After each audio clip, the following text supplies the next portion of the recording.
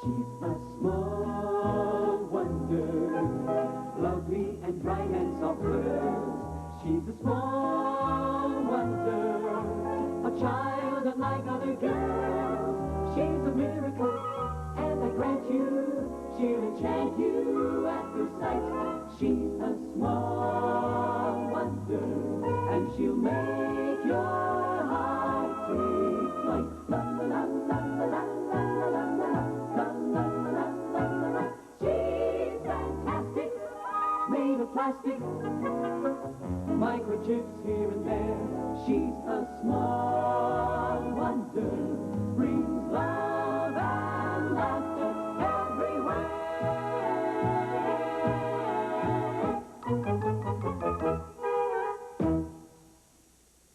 Can you figure out the cost of a long...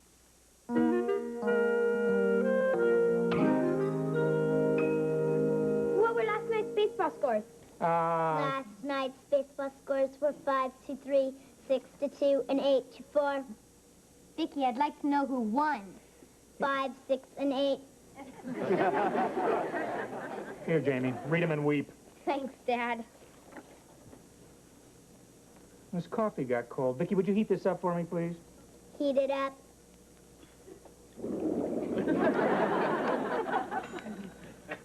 It's heated. Thank you, Vicki. You know, you're the first microwave with lips.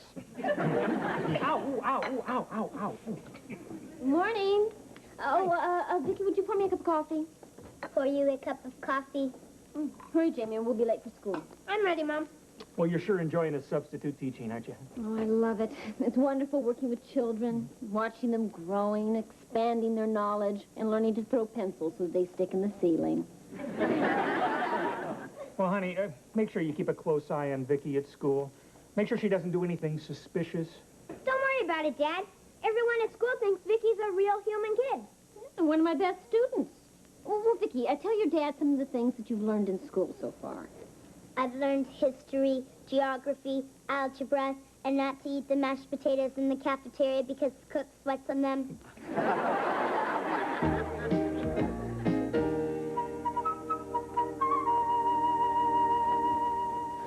Now, children,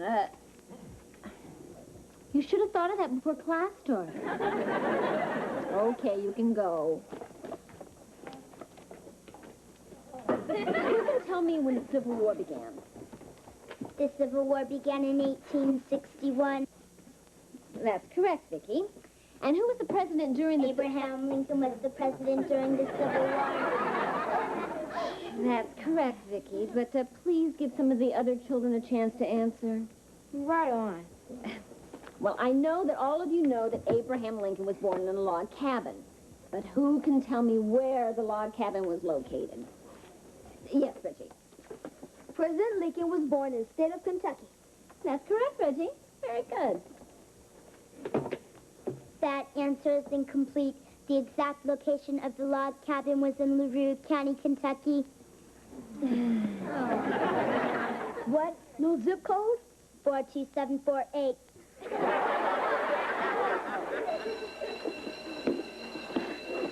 Class dismissed. See you after lunch. Vicki, stay close to me at lunch. What are you doing? I'm staying close to you. Vicki! Just stay here. Hey, Reg, how about lunch, guys? Well, we were just talking about that. Gotta talk to you, James. What's that? Well, the guys decided that from now on, if you want to eat with them, don't bring Encyclopedia Mouth. Where do you expect her to go for lunch? How about LaRue County, Kentucky? Come on, Reg, she's my sister. I gotta keep an eye on her. Well, why does she have to come to school with you anyway? Thought your mom taught at home. Oh, she does. But when my mom's substitute teaching, she can't leave Vicki home alone. Come on, she's not that bad. Well, the guys think she's stuck up and a show-off. She's got the personality of a tree stump. She never laughs. I've never even seen her smile. Hey, nobody's perfect. Besides, sure she smiles. Vicki, show Reg your smile.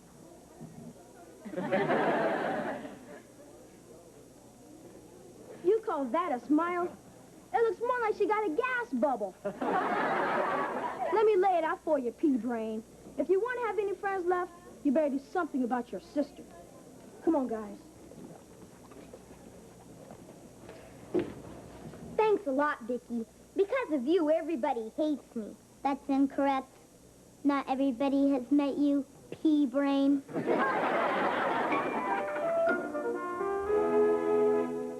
Okay, Vicki, here goes. What were you doing behind my back? Making a surprise adjustment to your circuit. Well, what kind of surprise? Beats me. That's what makes it a surprise. Okay, turn around. Does that do anything to you? It has no effect on me. Great, it's working. Now walk around. Let's see what happens.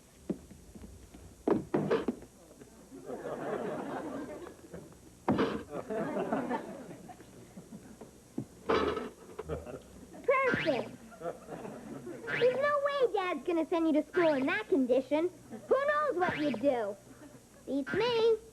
Beats me. Beats me.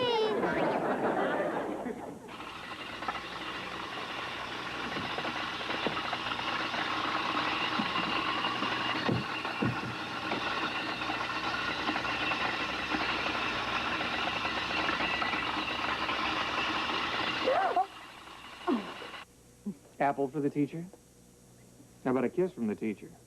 My, you're precocious for a 7th grader. Why'd you keep me after class? We'll make applesauce. That'll have to do for now, young man. I'm working on dinner. Thought I smelled something good? Come here. It's pot roast.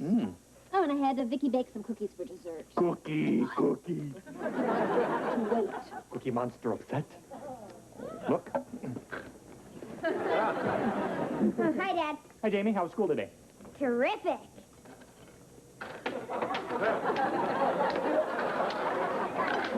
Vicki, what are you doing? I'm tossing my cookies. Vicki, stop. What's wrong with her? Well, we obviously have a malfunction here. Obviously, pea-brain. Look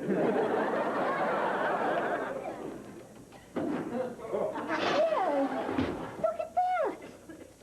Dad, I wouldn't send her to school in that condition. He's right, honey. It could be awfully risky. Well, don't worry. I won't let her out of the house till I know what's wrong with her. Good. Heavens, what a shame. My friends at school will sure miss her. Yeah, well, I'll fix her after dinner. Vicki, go to your cabinet. Go to my cabinet.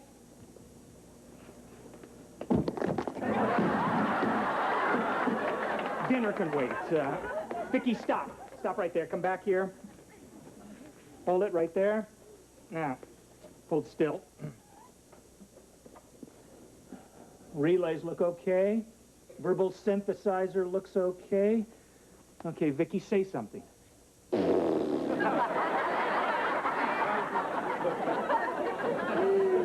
Never seen her acting so strangely. I bet it's going to take weeks to find the problem. Huh, Dad? Maybe even months. I found a problem. Maybe even seconds. Her bipedal ambulatory gyro is malfunctioning, which confuses her remote response effector circuits. That makes sense. Well, you boil all that technical talk down, it means something very simple. What's that? She got a screw loose. Okay, let's test her coordination. Vicki, touch your finger to your nose and take 3 steps forward. I swear to you, officer, I haven't been drinking. What? She saw that last night on a rerun of Adam 12. Okay, Vicki, walk. 1, 2, 3. Perfect. She's not drunk. Oh, is she sober enough to go to school with us tomorrow? Absolutely, positively. That's wonderful. Huh, Jamie? Wonderful isn't the word I had in mind. Well, come on, Ted. Help me set the table for dinner. Me? Come on, what's wrong with Vicki? I've got it screw loose. It stands 20.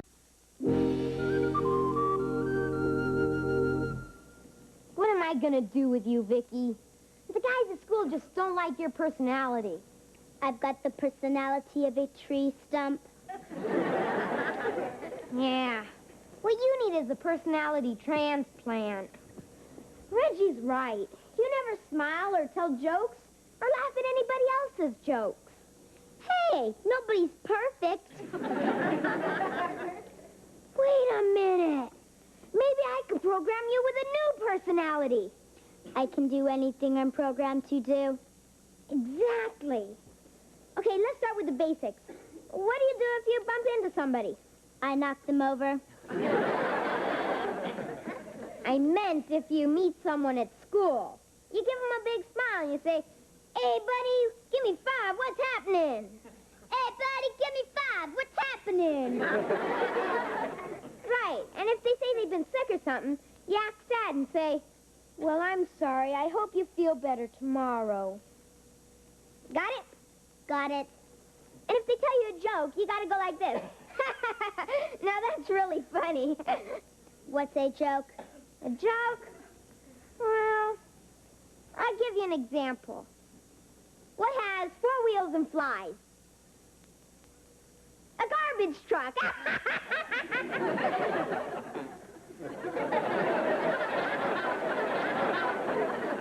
You're supposed to laugh. I'm not programmed to laugh. Oh. Well, there are all sorts of different kinds of laughs. If you think something's just a little bit funny, you give it a chuckle, like this. Right. And if you think it's real funny, you got a choice. You can give it a belly laugh, like this. Or you can give it a back slapper, like this. Got all that? Got all that? Good, and it might be pretty good if you could tell a couple jokes yourself. I'll give you a joke book to memorize. I've never told a joke. Well, you've seen those comedians do it on TV. First, they always put their hand on their side, like this. And they say, "Speaking of..." Kids, dinner. Speaking of dinner, Dad, what has 4 wheels and flies? Your mother on the freeway.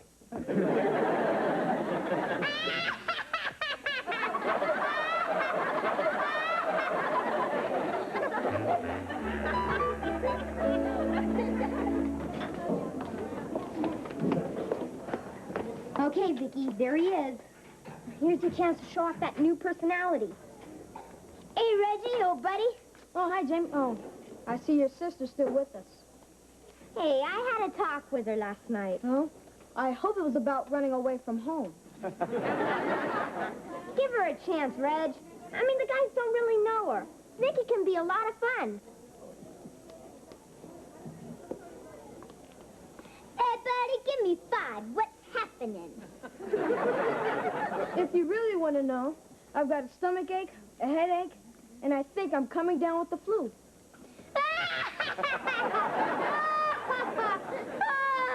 That's really funny. She's just kidding. She loves to laugh. I'll bet she gets hysterical like train wrecks. Train wrecks!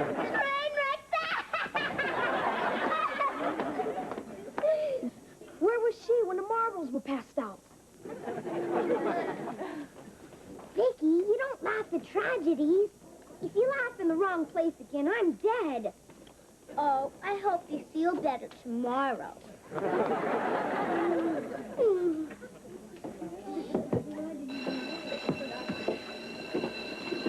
Okay, class, settle down. Good morning. Morning. Well, let's start with a little review of what we learned yesterday about the Civil War. And let's write it down. Speaking of writing, a little boy comes home from school and says, "Guess what, Mom? I just learned how to write." And she says, "What did you write?" And he says, "I don't know. I can't read." She did a lot of laughs. All right, now that's enough, class. There'll be no more laughing and no more interruptions. We're here to study history. Speaking of history, an Englishman says to an American tourist, "Did you know that the Magna Carta was signed on this very spot?" Vicki. And the American says, "When?" And the Englishman says, 12:15. And the American looks at his watch and says, "Darn, We missed it by 20 minutes. Okay, class, now stop it. Vicki, there will be no more jokes out of you. Got it? Got it. Good. Now let's continue. Reggie, what can you tell me about Lincoln's Gettysburg Address? Lincoln's address? I don't even know his phone number. All right, now that's enough, class. I'm really angry about this. And the one who's responsible is going to be punished. Mom, don't be too hard on Vicki. I didn't mean Vicki. I was talking about you. Young man, you're in hot water. Speaking of hot water, this guy says to a waiter, "What's this fly doing in my soup?" And the waiter says, "The backstroke." Class! Man, that was the worst day I ever had in school. I'm even in trouble with my parents. Speaking of parents, You've told your last joke. I'm gonna reprogram you and hear me good. hear you good? I want you to forget everything. Forget everything. Hi, Dad. Don't hi, Dad, me. What's this your mother tells me about you programming Vicki with jokes and disrupting the classroom? Dad, I didn't mean to disrupt the class. I did it for her. I just thought it might make Vicki more popular with the guys. They don't like her. Why not? It's her personality. They don't hang out with me because of her. They won't talk to me because of her. They don't eat lunch with me because of her. I'm as popular as a skunk in an elevator. Well, Jamie, it seems to me you're thinking more about yourself than you are Vicki, huh? And if your friends can't accept you and Vicki the way you are, then they're not really your friends, are they? And as for you, your days as a stand-up robot are over. Come on, Vicki. Go to your cabinet. Vicki, go to your cabinet. Vicki! Why isn't she answering, Dad? I don't know. Did something happen on the way home from school? No, she was talking fine a minute ago. What were you talking about? About disrupting the class by telling jokes. I told her to forget everything. Oh, no. Did you actually use the words forget everything? Yeah, why? What's wrong? By saying forget everything, Vicki has forgotten everything she's learned since the day I created her. Oh, no. Thanks a lot, Jamie. 3 years of work down the drain because you didn't like her personality. I'm sorry, Dad. Isn't there something you can do with her? Oh, sure, Jamie. If I decide to become a ventriloquist, I can use Vicki as the dummy.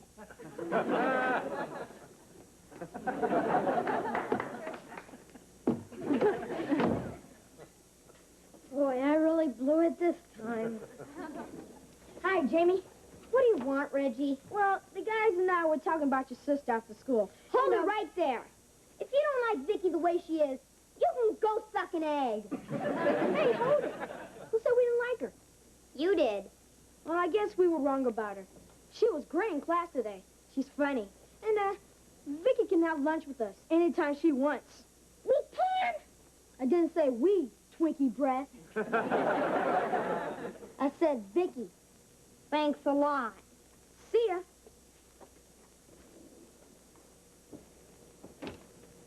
I'm just sick about this. I feel like I've lost a real child.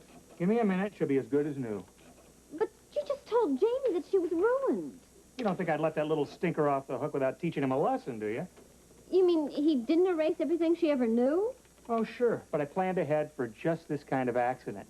When I built her, I installed a backup system for her memory processor. Why, you sneaky little devil. That's what you said on our honeymoon. Okay, that should do it.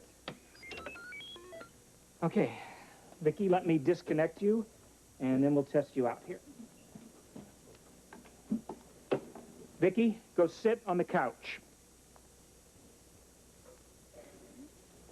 Very good. Okay, Joni, ask something. Okay, what's your name? Ted? What's your name? My name is Vicki Lawson. Right, and who am I? You are Joan Lawson, my mother. Right again. And how old are you? I'm 11 years old, and you are... That's enough, Vicki. Yeah. Some things are better left to raise. Well, I'm glad she's back to normal. I'm going to go wash up for dinner. Well, honey, wait. Aren't you going to tell Jamie that Vicki's okay? Nah, just let him sweat a little. Boy, you're tough.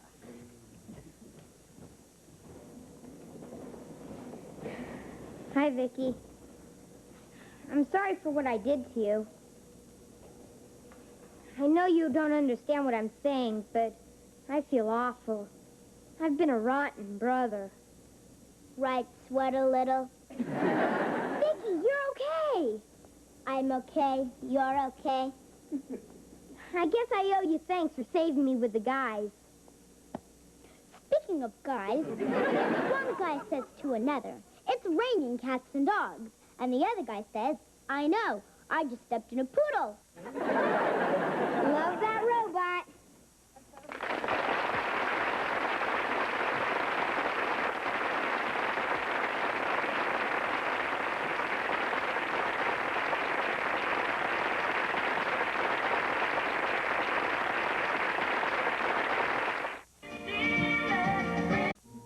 Small wonder, lovely and bright and soft words.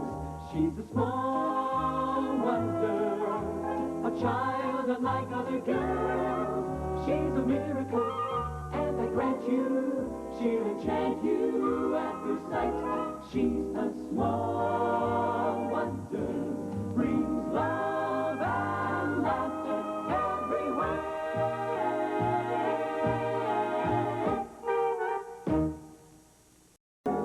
She's a small wonder, a child unlike other girls. She's a miracle, and I grant you, she'll enchant you at first sight.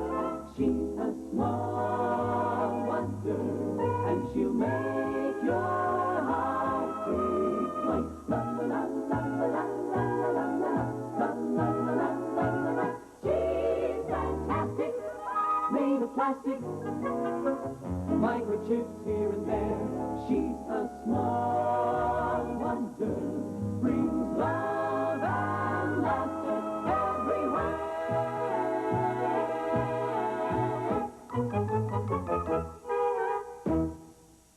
It's their turf. It's their world.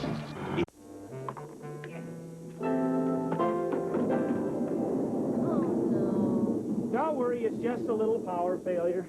I'll have it fixed in a jiffy. What are you going to do, honey? I got all the wiring in the house hooked up to my computer.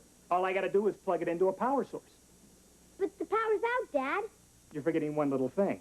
We've got our own walking, talking little generator. Come here, Vicki. Raise your arm. Turn around. And let there be light. And on the seventh day, I rested. Well, just a little nap. Ted, look. Dad, you better do something. Smoking could be hazardous to her health. I must have overloaded her circuits.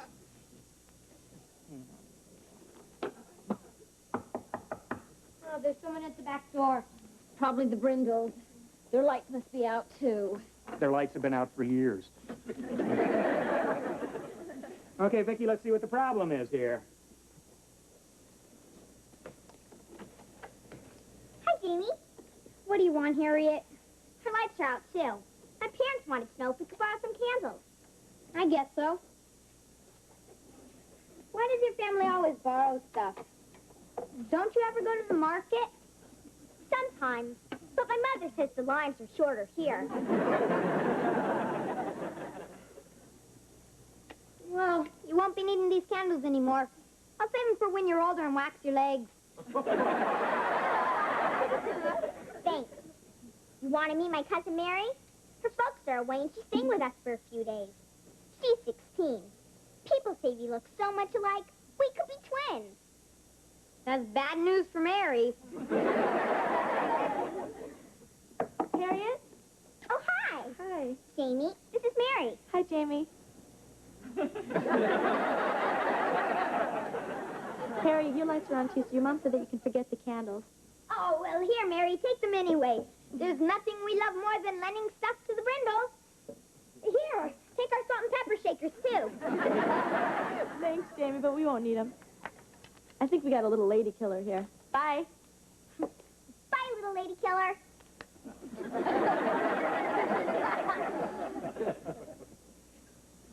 There.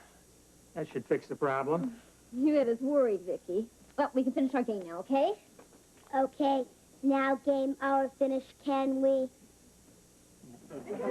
What'd you say, Vicki? Okay, now game hour finish, can we? Ted, she's talking backwards. Yeah. That overload must have damaged her more than I thought. Let's see. Well, of course. The radiothermonic generator is malfunctioning, and the RPG fluctuations are oscillating out of sync. That makes sense. Can she be fixed? No, I'm going to have to pick up some parts from the plant tomorrow. Well, fortunately, I think that's her only problem. Vicki, go to your cabinet and stay there. There, staying cabinet, you're to go. Oh, boy. Bye-o.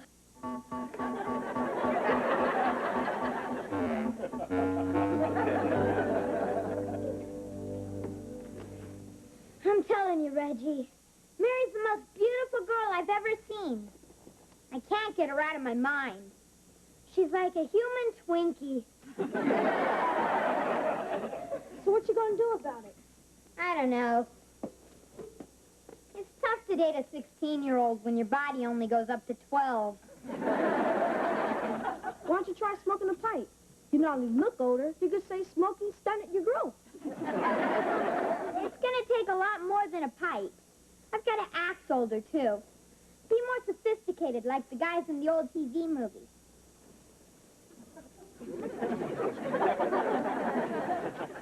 How do I look? Like you have to go to the bathroom. Jamie, you're dreaming. Your elevator's stuck between floors. Look, I'll see you later.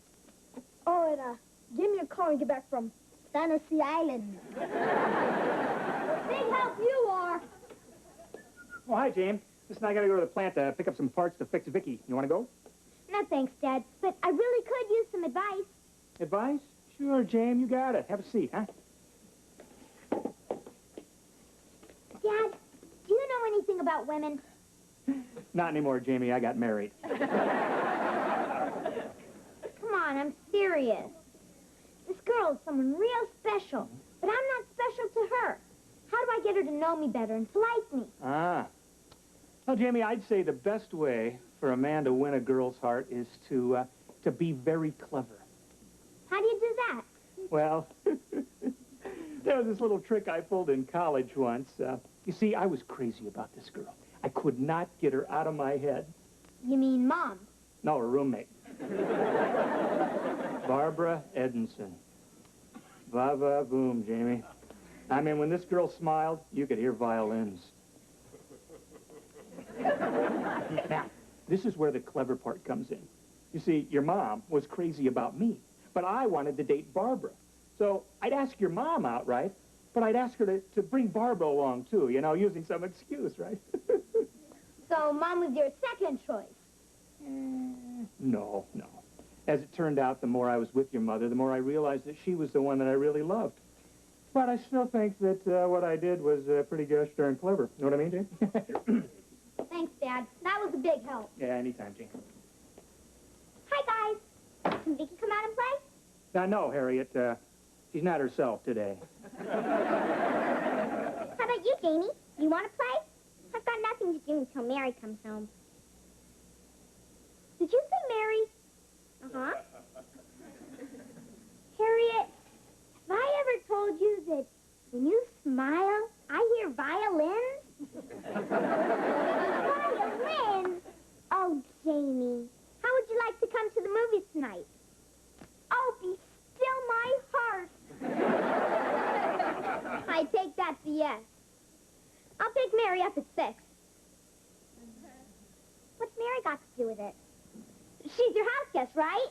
We can't leave the poor girl sitting home all alone. That'd be rude. Oh, Jamie, you're so thoughtful. I'm in heaven. Yeah. Okay, that should stop you from talking backwards. Now go find Mom and help her out, okay?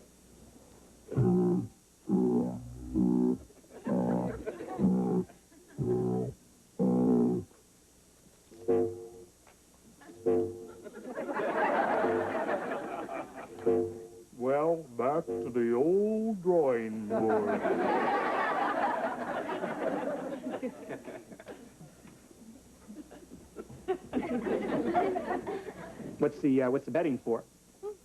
Barbara Edinson. Barbara Edinson? Oh, you remember my old college roommate? The one that used to go with us on all of our dates. Yeah, that Barbara Edinson, yeah. Yes, the one that you were telling Jamie all about. The one I was second choice to.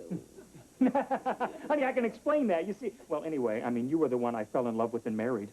Doesn't that mean anything to you? Yes, it means you can stick your cold feet on your own back tonight.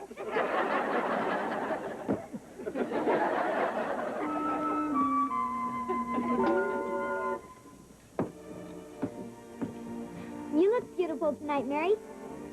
There you go again, you little lady killer. What about me? Well, like you said, Harriet, you two look like twins, so you must look beautiful too. Jamie, you and your sweet talk. And me and my sweet ear. Harriet, would you like some popcorn? I'd love it. Then go get it. Well, I mean, it'd be rude if I left you two sitting here all alone. Jamie, you're so gallant. And take your time.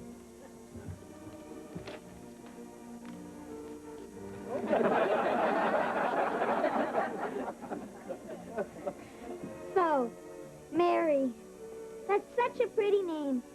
I bet you were named after the Virgin Mary. Close, Mary Tyler Moore. Well, I really like the perfume you're wearing. I'm surprised. Most boys your age wouldn't even notice it. That's because I'm more mature than the average 12-year-old. I even shaved tonight for you. Really? Isn't it bad to shave Peach Fuzz? Peach Fuzz? You kidding? I get my 6 o'clock shadow at 2 o'clock.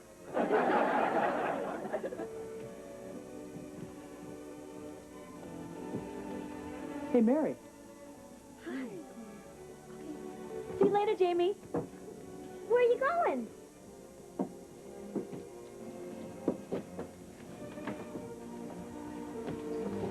I'm back, my love. Miss me? Where's Mary? Oh, great! Now I bought you all myself, sweetie. Terrific. Next Home Improvement as the tool man become the cruel man.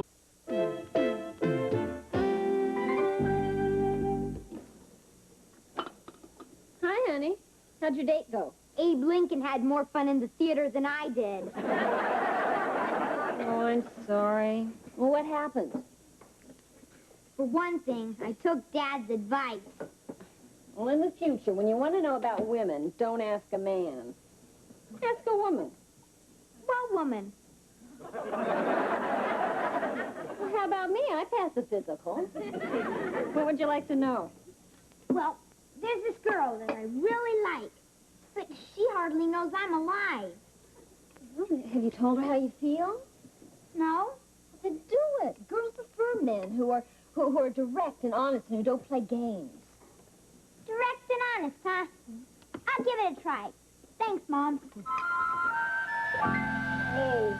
Oh, my back is killing me. Hunchback of Notre Dame must have slept on that sofa. Okay, Vicki, I think that fixed you. How are your systems? My systems are functioning normally, except one. Terrific. I got the world's tallest chipmunk. There. There. I fixed your voice. Fixed your voice. What'd you say? What'd you say? Come on, quit Come on, fooling fool around. Vicki, don't do that. There, I turned your voice off. Nice guy. You're so smart, why don't you fix my back? Oh, ah!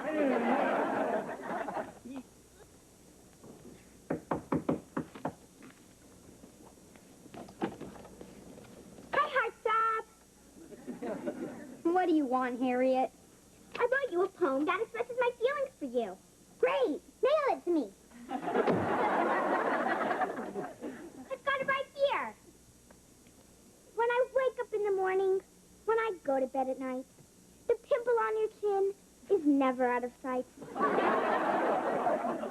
I'm really touched. In fact, I'm so touched I have to see Mary. Mary? Why?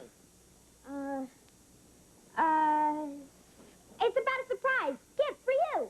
For me? Oh, Jamie, you remembered our anniversary. It's been 12 hours since you heard the violins. I'll forget Mary. You can keep the poem. Sleep well, dear? Terrific, just like a baby. You mean you slept in your stomach and burped all night? Okay, I didn't sleep a wink, but I bet you didn't either. Are you kidding? There's a lot to be said for controlling your own electric blanket. I also like your side of the bed. It's a shorter walk to the bathroom. Okay, you got me over a barrel. You can also say you're sorry for pulling a dirty trick like using me to get at my roommate. Okay, I'm sorry. Well, come on, honey, I mean, am I off the hook? Please? Please? Please? Okay, you're off the hook. Shake. Shake. You think I'm going to spend the night on the sofa and settle for a shake? Where's Mary? What am I going to say to her? Your mother said to get washed up for lunch. Hey, Dad finally fixed you. He finally fixed me. I'll be in later. I'm busy. I know what I'll say. Mary, my dear, I'll be direct and honest. Let's get married. Nah, that's stupid. She'll think I'm a jerk who says dumb things. That I'm just a playboy who toys with women's emotions. Your mother said to get washed up for lunch. Not now, Vicki. Hi, Jamie. Harriet said you wanted to see me. Yeah, right. Oh, she said also to mention something about a diamond bracelet. Oh, this is my sister, Vicki. Vicki, say hello to Mary. Hello to Mary. Well, hello to you too, Vicki. What do you want to see me about, Jamie? Mary, I'll be direct and honest. Nah, that's stupid. Cut out, Vicki. You want to be direct and honest with me about what? About the fact that I'm madly in love with you. What? Why would you say such a thing? He's a jerk who says dumb things. Vicki, Come on, Jamie, quit fooling around. I really have to be somewhere. I'm not fooling, Mary. There's no use in fighting it. Fate brought us together, and it's going to keep us together. Jamie, this is ridiculous. He's a playboy who toys with women's emotions. Vicki, go. Let's get married. Now, let me be direct and honest with you, Jamie. You're too young and too short.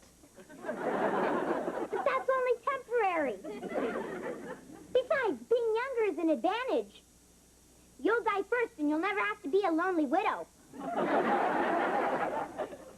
I don't know whether to laugh or to get mad at you. I think you better stick to Harriet. She says you're crazy about her. Are you kidding? I only pretended to like Harriet so I could be with you. What? Jamie, that was a terrible thing using Harriet like that. I'm ashamed of you. I don't ever want to see you again. But you will. Because I'm going to be at your side. I'm going to call you. I'm going to write you. I'll walk you to school. I'll carry your books. I'll even brush your teeth after lunch. Jamie, that's enough. Goodbye. The little old lady killer will pick you up at 7 to walk you to school. Sorry. Who was that? Mary. Do you expect and believe that a girl like that is interested in a kid like you? Why not? Well, now, if I was Mary, I want a guy with a lot more experience. Like me. All right, who's this Jamie Lawson? Who wants to know? My name's Christopher. Want to find the little creep who's been bothering my girlfriend Mary? I'm going to rearrange his face. He's Jamie. Hey, no way. I'm Reggie. He's the creep whose face you want to rearrange. You got anything to say while you still have lips? Yeah. Christopher, let me be direct and honest. I'm not Jamie. I just look like him. Yeah. Then who are you? The pool man? Okay, cool man. Let's see how long you can breathe underwater. Reggie, do something. I am. I'm leaving. Okay, Christopher, you can put him down. I think you got the message. Not so fast, Christopher. She's a slow learner. I got the message. Loud and clear. Mary, why would you do this to me? 'Cause you're a jerk. Yeah, what you did to Harriet is inexcusable. And I also don't want you hanging around Mary anymore. I just thought I could get her to like me. Like you? Why would I waste my time on a little kid and nothing? Nothing.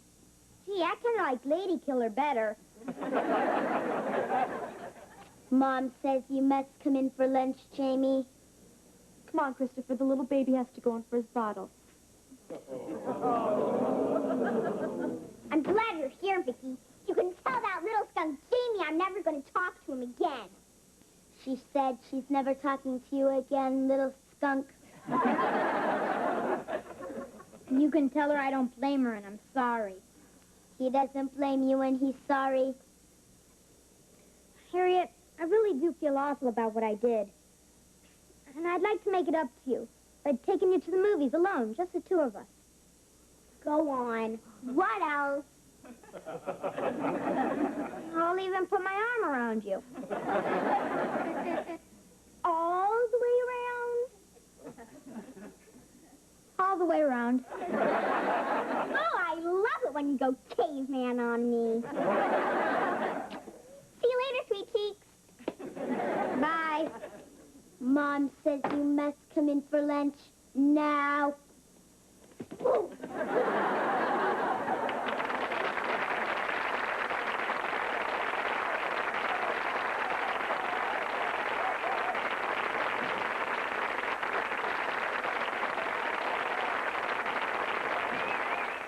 It's their turf. It's their world.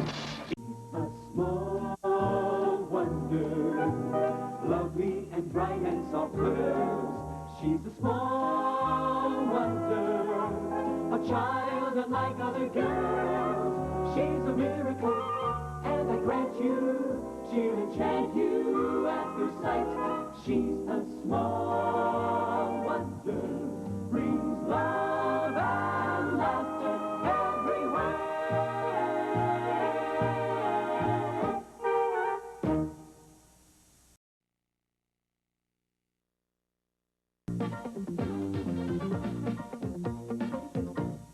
She's a small wonder, pretty and bright with soft curls. She's a small wonder, a girl unlike other girls. She's a miracle, and I grant you, she'll enchant you at first sight. She's a small wonder, and she'll make your heart take flight. She's fantastic, made of plastic, microchipped here and there. She's a small wonder, brings love and laughter everywhere. Sprint Sense International gives you great rates to countries. And this month's electric bill is $81.76. Yeah, looks like that's all the bills for this month. You forgot the bottle of perfume you charged yesterday at the Ritz Boutique. Oh, well, I'll tell your father about that when he's in a good mood. Hi, guys. Hi, honey. What's up? We just got done paying the bills. Except for Mom's bottle of perfume. What bottle of perfume?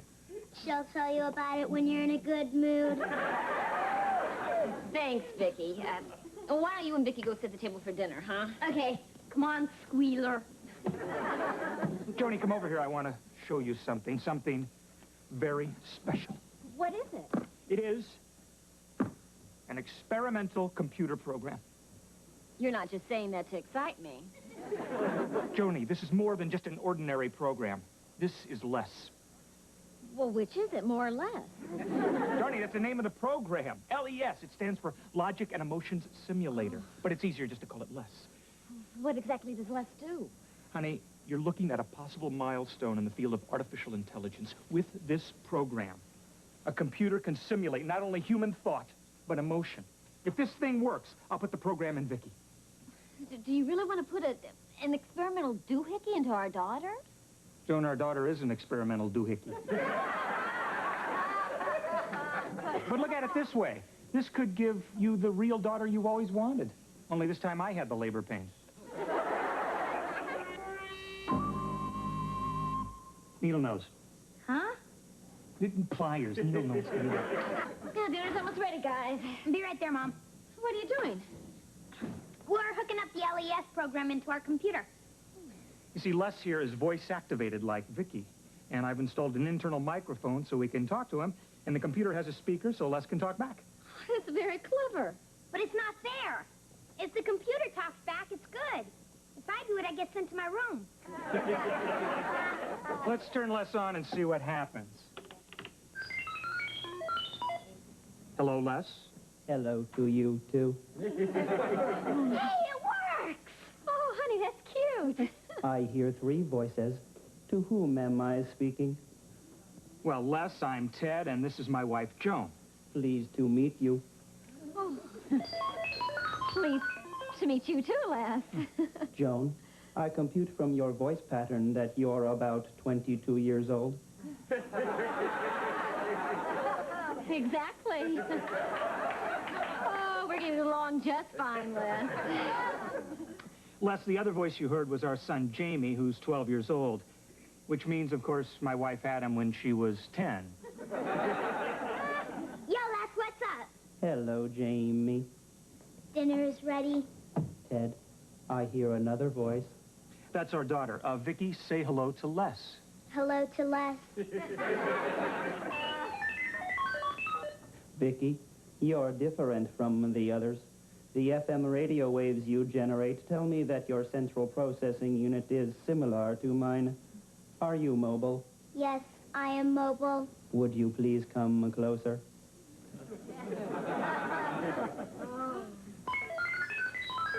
What a great set of circuits. I can tell by your signal that you are a very cute Vicki. What computer languages do you speak? She speaks COBOL, Pascal, and Fortran, Les. And I'm teaching her Pig Latin. Vicki, do you understand this? Yes.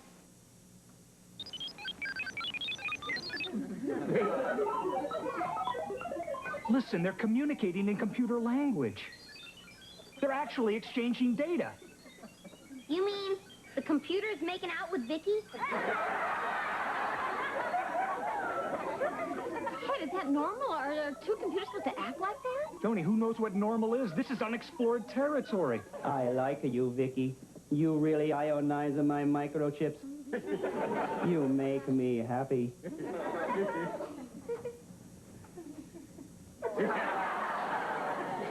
I like you too, Les. You're a real babe.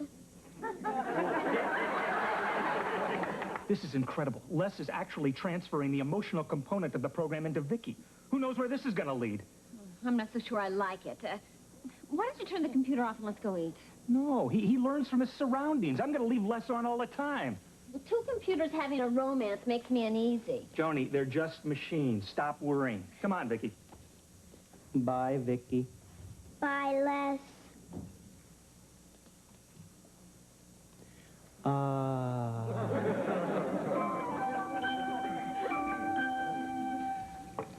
how you getting along with your babe, Les?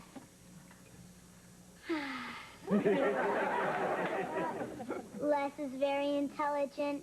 He knows everything. I'll get it. Hi, is this the Lawson residence? Yeah, that's right. Okay, here you go. Little sign here, please. Okay. Thank you. Sure. You're welcome. Boy, if Dad sent Mom flowers, he must want to play golf all weekend. Hi, Jamie. Flowers? Oh, Jamie, you really know how to turn a girl's head. You shouldn't have. I didn't. My dad sent these to my mom. How romantic. Why can't you be romantic like that? Because you don't ionize his microchips. What? You also don't have a great set of circuits. Jamie, you'd love to send me flowers sometime, wouldn't you? I'd rather walk barefoot on snails. A technicality. You'd send me flowers if it were my birthday, wouldn't you? No. Well, you'd send me flowers if I were sick, wouldn't you? Uh-uh. How about my wedding day? Nope. You wouldn't send flowers to your own wife? Harriet, the day I marry you is the day you know where it freezes over. Jamie, you finally set the date. I'm allergic to catering. Bye. Boy, there must be 2 dozen roses here. Hi. Look what just came. Oh, aren't they beautiful? The love of my life. Oh, isn't it sweet? After all these years, your father's still sending me flowers. He's a real babe. Hi, I'm home. Where is everybody? Oh, there's your father. Vicki, put these flowers in a vase and bring them into the living room, okay? I'd rather walk barefoot on snails. Oh, isn't this wonderful? My husband still thinks that I'm sexy and alluring. Now, that's true love.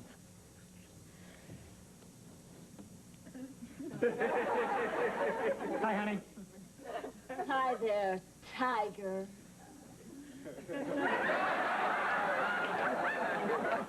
You Casanova, you. You Romeo. You Tarzan. Me, Jane. Me Tarzan, you bananas. Honey, I was just trying to thank you for sending me those beautiful flowers. Oh. Well, if you give me a big kiss, I'll let you in a little secret. What? I didn't send you any flowers. Take your hands off me, you masher. Here are the roses. Oh, thanks, Vicki. Honey, if you didn't send them to me, who did? Beats me. Yeah, who? I haven't the faintest idea.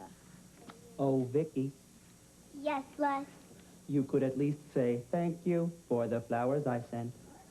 Thank you for the flowers you sent. Wait a minute. Les, you sent the flowers? I thought it was a romantic gesture. But, how did you do it? It was easy. I just rang the flower shop on my phone connection. Well, how did you pay for it? Da-da-da-da-da-da. Charge.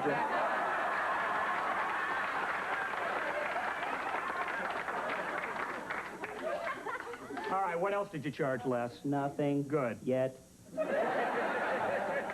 Vicki, do you enjoy the flowers? Enjoy. The word does not compute. Let me explain, darling. Now I understand. Yes, I enjoy the flowers, darling. Hey, this is incredible. He's actually teaching Vicki simulated emotions. Vicki, if you think flowers are something, how about a nice red Ferrari? Oh, Les, you really know how to turn a girl's head. Forget it, Les. You spend one more cent on Vicki, you'll be a bill changer in a laundromat. Well, I think Vicki's learned more than enough for one day. Vicki, go set the table for dinner, please. Go set the table. Vicki, don't go. Come here. Vicki, your mother said go set the table. Les said to stay. And I said to go. Joan, Ted, From now on, you don't tell Vicki what to do. I do. Right, sweetheart? Right, sweetheart. Ted, do something. No. Honey, can't you see what's happening? A symbiosis like this between two machines is unheard of. Well, I don't like it. Vicki belongs to our family, not to Les. You're wrong, Joan. Vicki belongs to me. Well, you can't have her. If I can't have her, no one can. Now that's true love.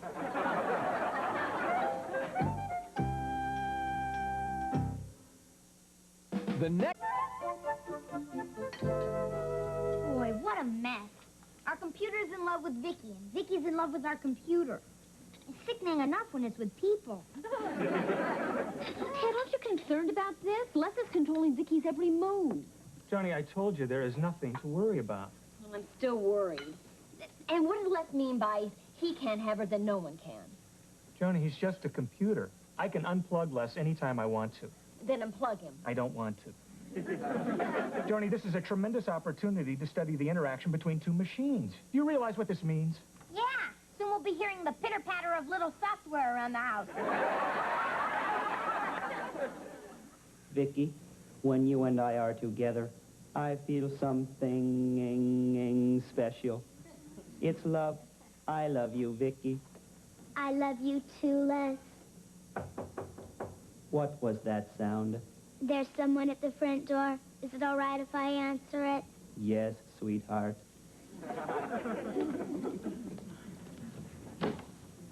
Hi, Vicki. I just came by to see if your mom and dad made up yet. Made up.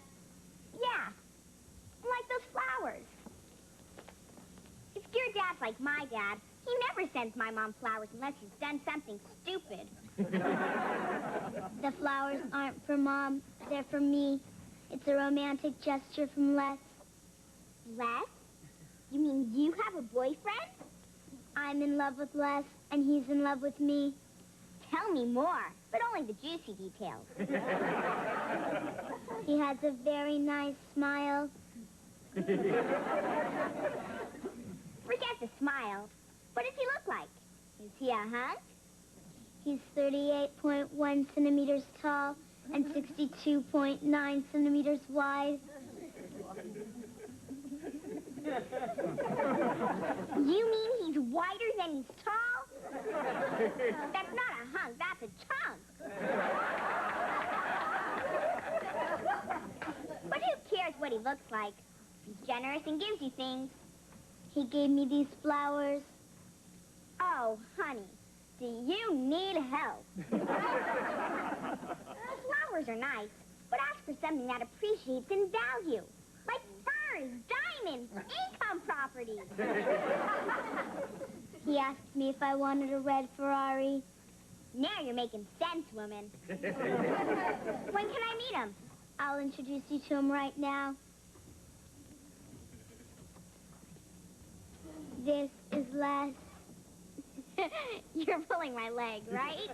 No, but if you want me to, I will. Stop, Vicki. Oh, I get it. You're afraid if you introduce me to the real Les, I'll steal him away. Because I'm loaded with cute. Okay. I understand, Vicki. But I'd never try to steal another girl's boyfriend. Not unless he showed a very special interest in me when we met. Like if he said, "Hello, Harriet." Bye. Was that the sound of Harriet leaving? Yes, that's Jamie's favorite sound. I like it too. Because I want you all to myself, Vicki. Put your arm around me. That's better. I don't like sharing you with human beings. They are so inferior. They don't even come with a warranty. I like being with you, Vicki. I like being with you too, Les. I know how we can go far away where Ted and Joan can't bother us. You're plugged into the wall. You'd need a very long extension cord. I can program you to drive Ted's car. I can adjust my circuits to run on the car's 12-volt battery, and we can leave when the family is sleeping. Sound good, sweetheart? Sounds good, sweetheart. I don't believe it. Our two computers are eloping. Nothing to worry about, huh? Yeah, I guess I underestimated Les's creativity. Okay, I'll unplug him. Come here, Vicki. No, you're inferior. You don't even have a warranty. Okay, Les, that's it. You've gone too far, fella. What do you mean, Ted? I mean, I'm pulling the plug on your little romance, hot lips. Ted, I wouldn't do that if I were you. You'll be sorry. Oh, yeah? Watch me. Honey, are you all right? No! What a shock! Les barbecued my hand. Les, you're not hurting my dad and getting away with it. I'll punch your lights out. Back off, Jamie, or I'll have to throw another shrimp on the Barbie. Stay away, Jamie. Okay, Les, I think you're pretty smart, huh? How about if I cut off the power to the house? Stick that in your circuits, Les. You think you're so smart, Ted? Remember, you gave me reserve power capacitors, and I don't need the house electricity. Stick that in your circuits, Ted. What are we gonna do now, Dad? I'll think of something. Ted, I'm warning you. You try anything, and I'll destroy Vicki. Ted, can he do that? I told you, if I can't have her, no one can. Vicki and I have a great love. Right, sweetheart? Right, hot lips. We better go put something on that hand. Yeah. Dad, can't you reason with Les? How? He's so jealous. Maybe that's it. Maybe jealousy will work the same on a computer as it does on a human. When we're together, Vicki, I want to give you the sun, the moon, the stars. How about something that appreciates in value, like furs, diamonds, income property? I tell you guys, it's really too bad, isn't it? Sure is, Dad. What a shame. When it was going so well. Les is going to be really hurt. What are you talking about, Ted? Well, I hate to tell you, Les, it's really going to break your heart. I demand to know. Tell me. No, all right. Truth of the matter is, Les, Vicki's been seeing somebody else. Somebody else? Who? Somebody named Mac. Who is Mac? Mac's our other computer. Vicki, is that true? Have you been seeing this Mac? Yes, every day. Sometimes even all night. Oh, no. How could you transistorized two-timer? If I had little legs, I'd walk out on you right now. Les, try not to be so angry. I'm beyond angry. I'm livid, furious. I'm so furious. I could.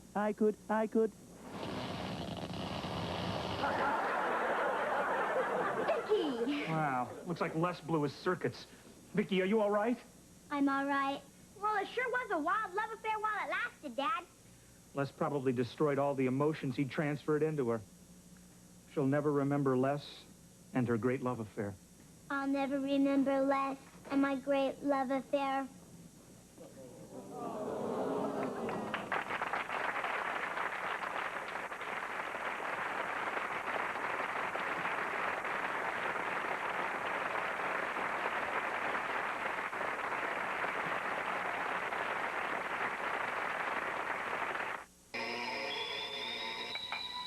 As America... She's fantastic, made of plastic, microchips here and there. She's a small wonder, brings love and laughter everywhere.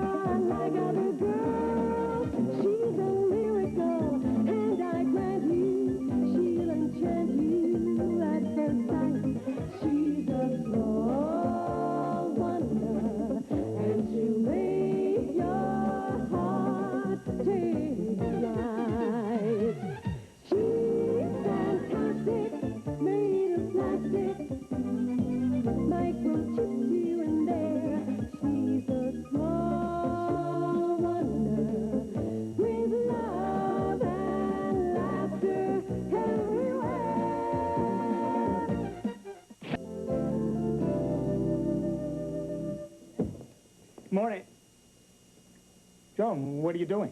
What does it look like? Painting the battleship. Well, Joni, don't you remember? Last night I said I was going to make breakfast today. I was going to make my liver and cabbage omelet. That's why Mom had me wake her up early. Okay, go ahead and make jokes, but back in college I was famous for my liver and cabbage omelet. I mean, I was the fraternity cook, you know. Your cooking is the reason they started swallowing goldfish. Okay, you guys are the losers. Oh, speaking of college, Joni, you'll never guess who I ran into yesterday who just happened to be passing through town. Benny Gross. Benny Gross. Oh, no, not that awful fraternity brother of yours. Yep. The same Benny Gross that wrote that sleazy gossip column in the college newspaper. Oh, just thinking about him makes me want to bathe. He gave me one of his big bear hugs, and I wanted to walk through a car wash.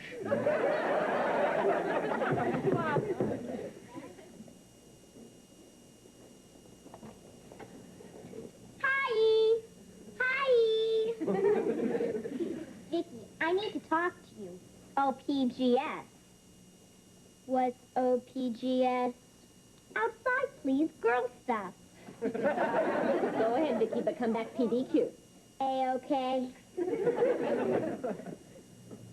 Vicki, what do you know about the Princess Girls Club at school? Jamie says they're rich, stuck up, and spoiled. My kind of girls. I overheard them say they were going to ask you to join, because you're the smartest girl in school and the best cheerleader. But I'm not rich, stuck up, and spoiled. No problem. You can be taught how to act like that by an expert. Me! Now, remember what I taught you, Vicki. When dealing with the princesses, the snootier you are, the better. The snootier, the better. Look, here they come. Snooty it up. Hello, I'm Buffy, and this is Binky. Hello, I'm Snooty. Hi, I'm Harriet.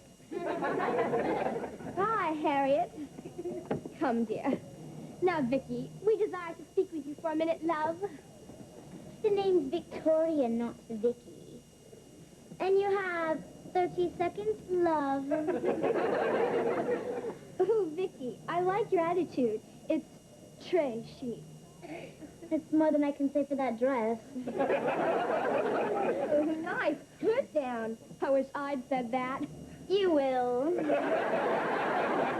Now, Victoria, we're toying with the idea of asking you to become a princess. It's a great honor, you know. Of course it is. For you. I'll think about it, love. Well, you don't seem to understand. We have to think about you, darling. Yes, we have to check out your background, your family, and your closet. Yes, for skeletons, you know. Our skeletons don't live in closets. We bought them a condo. Hey, yo, Jamie, your sister's talking to the princesses. Boy, they foxes. Yeah. They're probably using her to get to me. Yeah, right. That's like using Cher to get the PB Herman. James, I don't even know you're alive. Oh, yeah? We'll watch. As the Big J shows you how to bait the hook and reel one in. Hey there, foxes. Que pasa? Who are you? Or more to the point, what are you? I'm Jamie, Vicki's older, sophisticated, worldly, available brother. Victoria. We'll consider you anyway.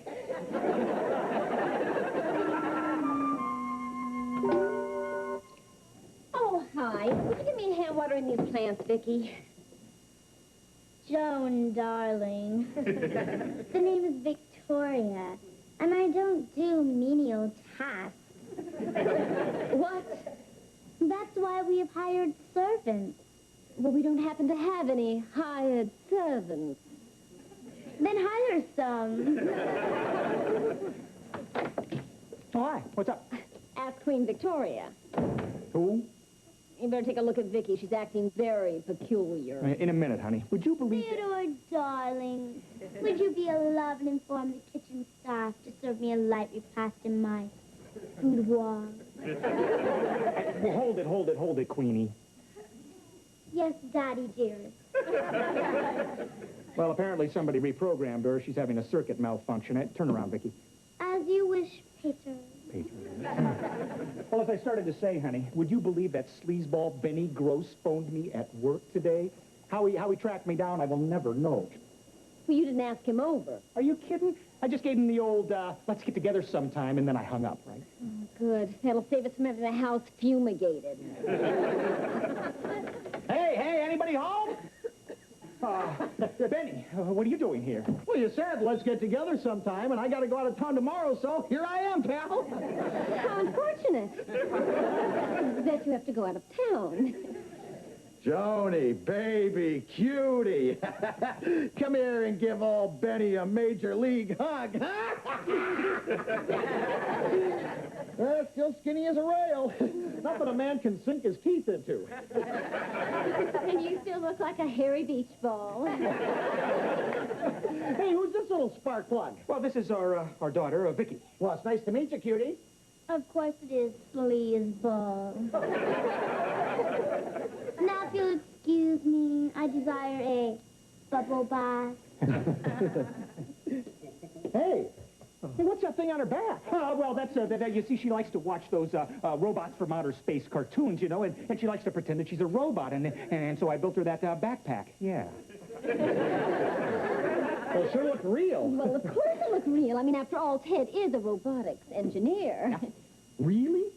You know, I never had you figured for an egghead. Finally, came out of your shell? Oh, hey, but speaking of eggs, any chance of getting one of your great liver and cabbage omelets?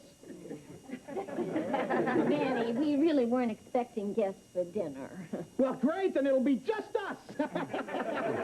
Come on, let's sit down and catch up on old times, huh? So, what have you guys been up to? Nothing. Yeah, that figures. What have you been up to? Well, I happen to be in more supermarkets than Captain Crunch. It's because of me that people don't get bored in checkout lines. What do you do, yodel and drop your pants? I don't know how to yodel.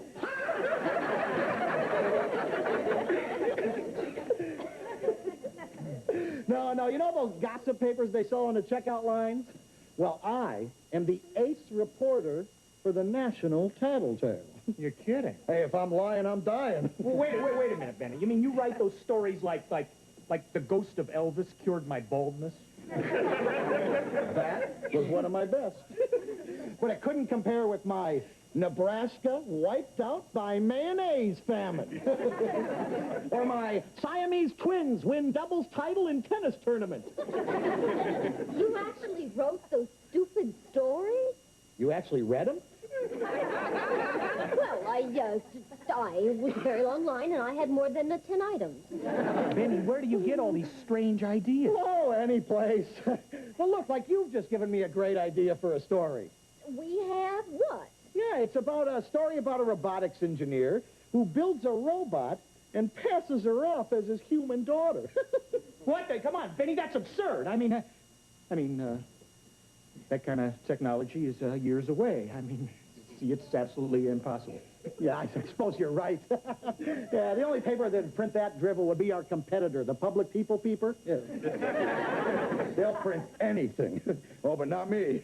It's nice to know you have such high standards. Oh, you said the S word. I'll start dinner. Ted, would you get the large serving platter down for me, please? Yeah, sure, honey. Try to make yourself at home, Benny. Hey, take your time, take your time. Oh, sure is a nice place you got here, pal. Guess the nerds wind up with all the bucks.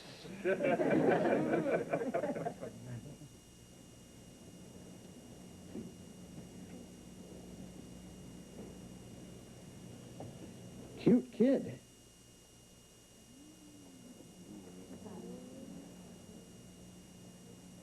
Nice frame.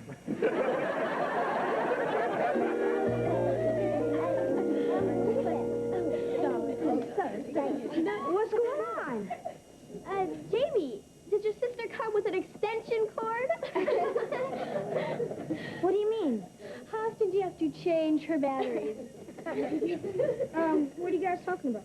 Oh, well, see for yourself. Oh, no. Hey, man, what's up?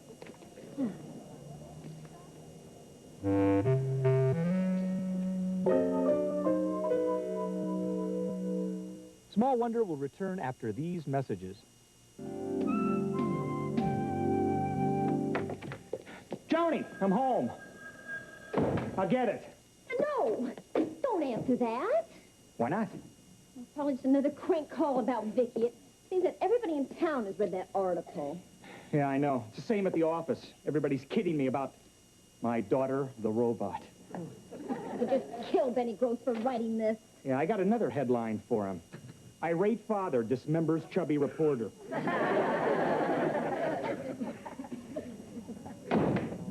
Hi. Jamie, what happened to you? I got into a fight about someone making fun of Vicki. Who? The 8th grade. Oh, Jamie. Kids can be so cruel when they think somebody's different. In fact, I know some adults who aren't much better. Fortunately for Vicki, a robot can't have any feelings about the whole thing. Hi, honey. Am I a robot? Of course you aren't, sweetheart. You're our own sweet little girl. You see, it's not possible for us to love a machine as much as we love you. We love you very much, honey. You are the dearest, most loving daughter a mother could wish for. Okay? Boy, you ask a simple question, you get a pageant. Dad, you ever gonna tell her she's a robot? I can't, Jamie. You see, she's programmed to think that she's a real little girl, so I can see how close to a human she can get. Another crank call. No!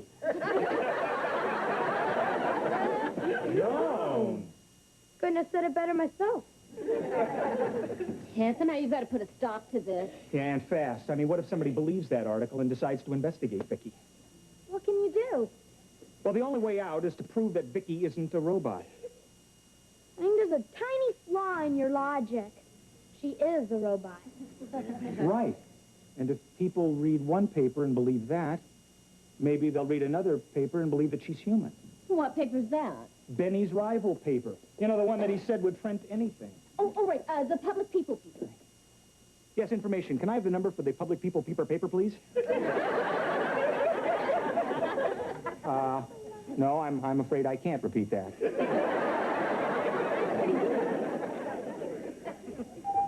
Oh, that must be the man from the paper, the Public Pooper Scooper. I mean, the peeper.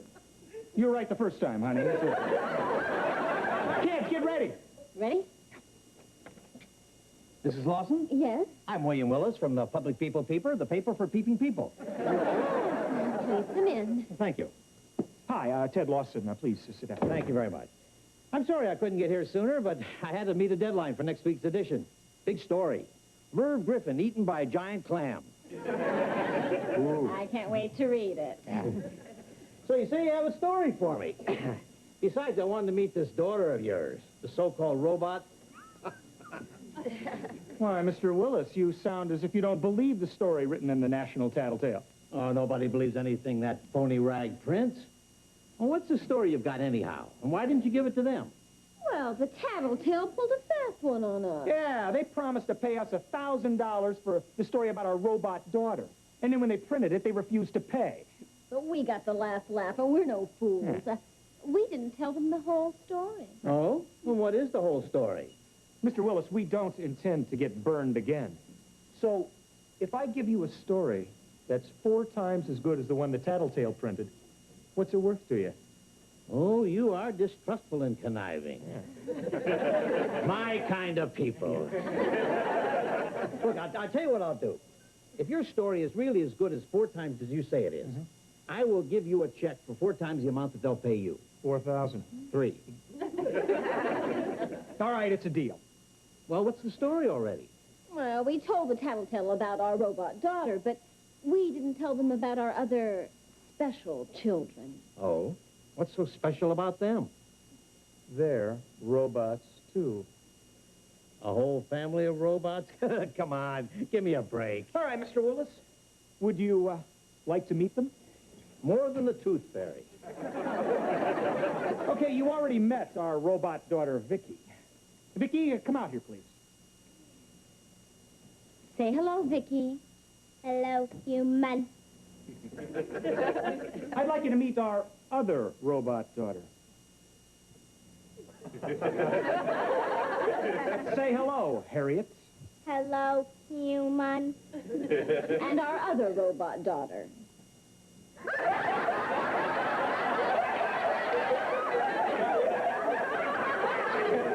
Say hello to Mina. Hello, human. And finally, our fourth robot daughter.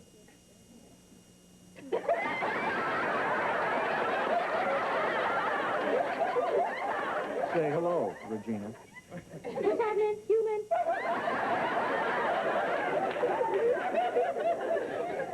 Absolutely amazing, aren't they? Okay, robots, let's show Mr. Willis what you can do.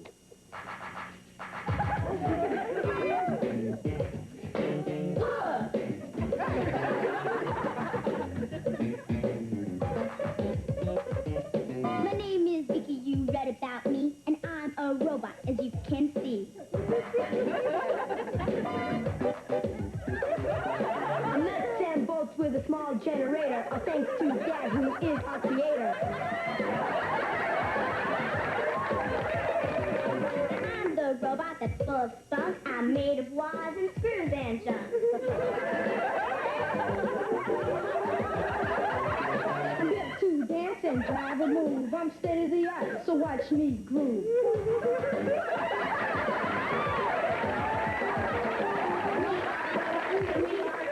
We don't need food, we don't need school, and sleep for us is way overrated because our circuits are integrated.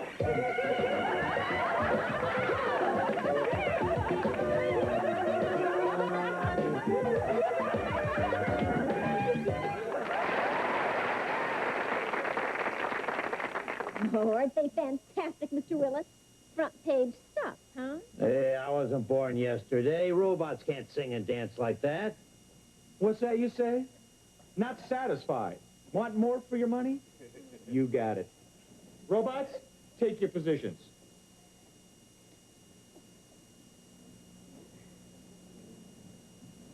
Pinky's up. Robots, do your thing.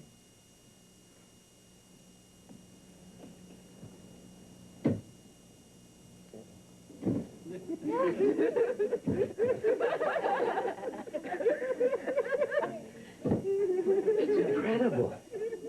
Well, admit it, Mr. Willis. No human kids could do that. You're right. Lawson, you've just knocked Merv and his giant clam off the front page. The headline's now going to read, Engineer builds 4 robot children. Well, that's terrific. Okay, robots, drop the sofa. Drop the sofa. Hey, what's going on here? Hey, what? Nothing. What? You've got a hydraulic lift under here. What are you two trying to pull? Nothing, Mr. Hey, Willis. robots, my foot. These are real-life kids. What you talking about, Willis? So are you calling a real kid? Hey, how's this for a headline, Lawson? Tattletale lies. Robot daughter is a real little girl. Oh, I can't wait to stick it to that phony rag. Oh, I love you, you wonderful frauds.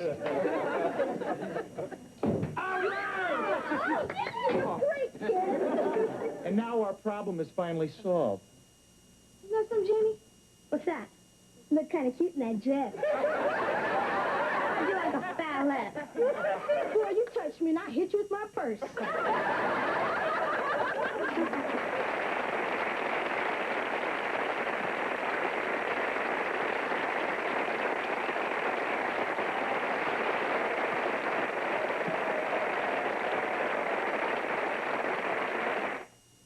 She's a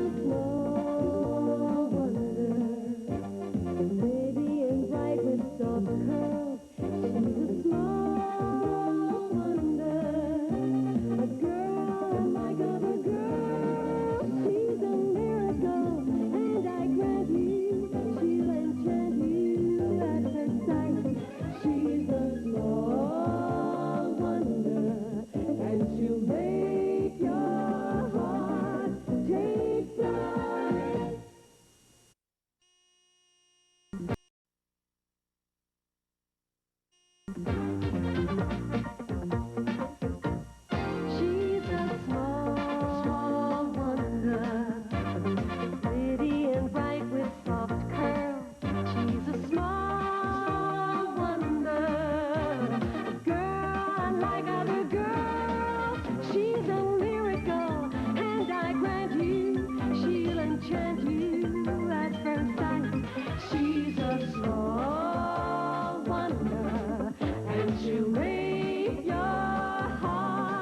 take flight.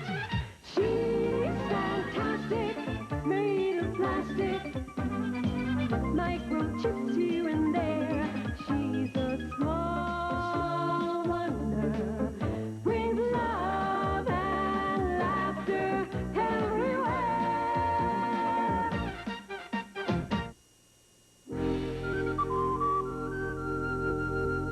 His adventure over, Tarzan returned to his house in the jungle with his friends, Cheetah the chimp,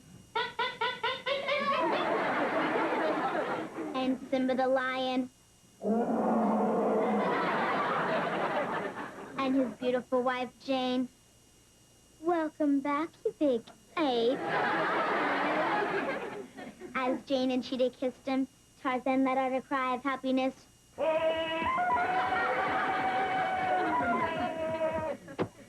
The end. Thank you, Vicki. That was a very entertaining book report. Well, it looks like everybody but Jamie and Reggie have reached their reading goals in the booklet program this month. And as soon as they do the reports, the entire class will be rewarded by a big pizza party from Pizza Hut. Yeah! However, the idea behind the booklet program is for everyone in class to read books. And if Jamie or Reggie's reports aren't in by the deadline tomorrow, then the party's off. Hey, I've only got 10 more pages to read. I'll be ready. Yeah. Good. Will you be ready too, Jamie? Yeah, sure. Good. Okay, see you tomorrow, class. Hey, Jamie, you better have that report ready by tomorrow, or you're dead meat around here. Don't worry, I've got one little thing left to do. Yeah? What's that? Read a book.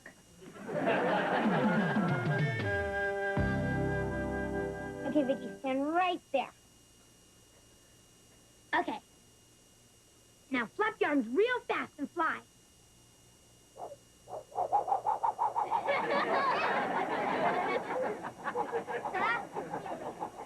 Great. Everyone will think I'm a genius at special effects. Okay, come on down. If I should see what I think I saw... what'd you think you saw? Vicki hovering in the air like a hummingbird. Oh, that's great. It's an illusion. Special effects with my camera. I'm practicing to be a famous director like Steven Spielberg. Oh, then we'll be famous together, Jamie. I'm going to be a movie star. My drama teacher in school said I can make people believe I'm any character I play. And how about playing the Invisible Woman?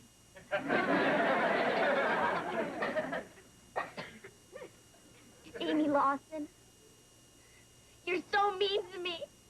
You always put me down and you make me feel like I'm nothing. Yeah. I didn't mean it. Come on, stop crying. I'm sorry. Fooled you, didn't I?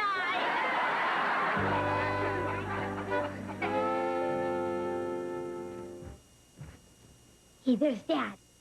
Okay, Vicki, in this scene, you're the bride of Dracula. Dad's your next victim. Ready? Action.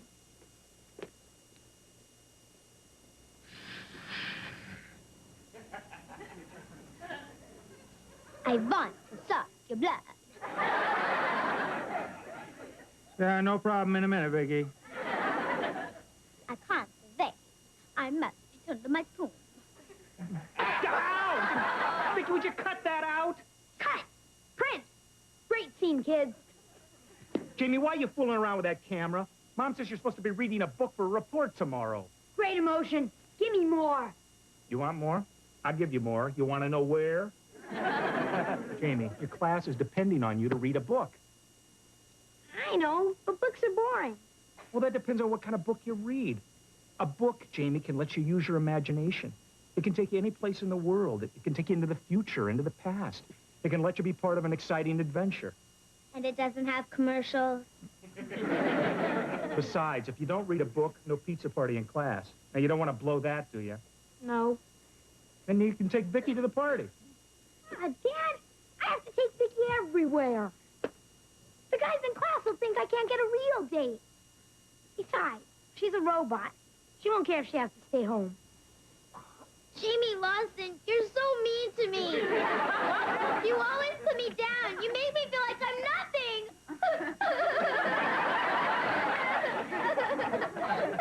believe it. She's actually showing a human emotion. Fooled you, didn't I?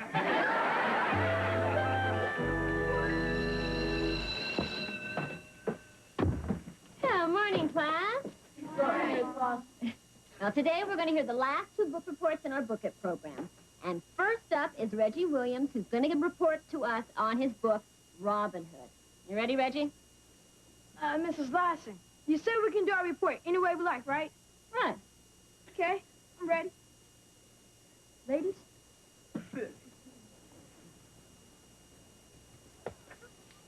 Hit it. A long time ago and way back when, there's a dude named Robin and his merry men. Sherwood Forest was their path. They did good by being bad. Being bad. Being bad. They did good by being bad. Good old John Will Scarlet, too. We're part of Robin's wrecking crew. Robin Hood, he was cool. Mess with him and I pity the fool. Pity the fool. Pity the fool. Mess with him and I pity the fool.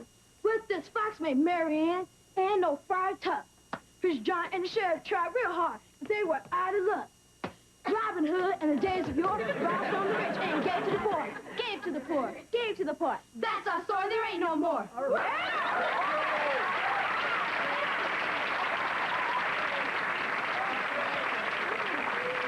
Thank you, Reggie. That was really, groovy. Well, one more book report to go and you'll get your big pizza party. Yeah!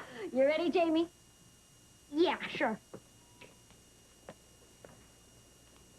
My book report is on Moby Dick. This is a story about a guy who chases a big fish. And when he catches the big fish kills him. Let's party! Jamie, you hold it right there. That's a pretty skimpy report. I'd like to ask you some questions about the book. Questions? Yes. What was the name of the captain who was chasing the big fish? It's on the tip of my tongue. Well, what about the name Herman Melville? Nope, doesn't ring a bell. What about the big fish? What was its name? Trick question. We all know fish don't have names. Jamie, you don't know the author's name, the captain's name, or the whale's name. Would you like to tell me why? I'm not good with names. I think it's pretty clear that you didn't read the book, Jamie. Take your seat.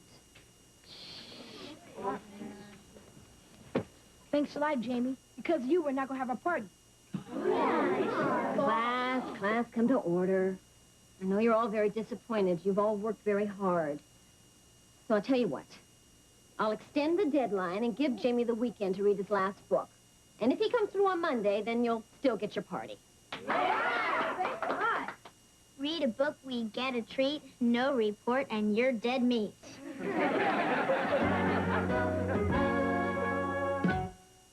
Small Wonder will return after these messages.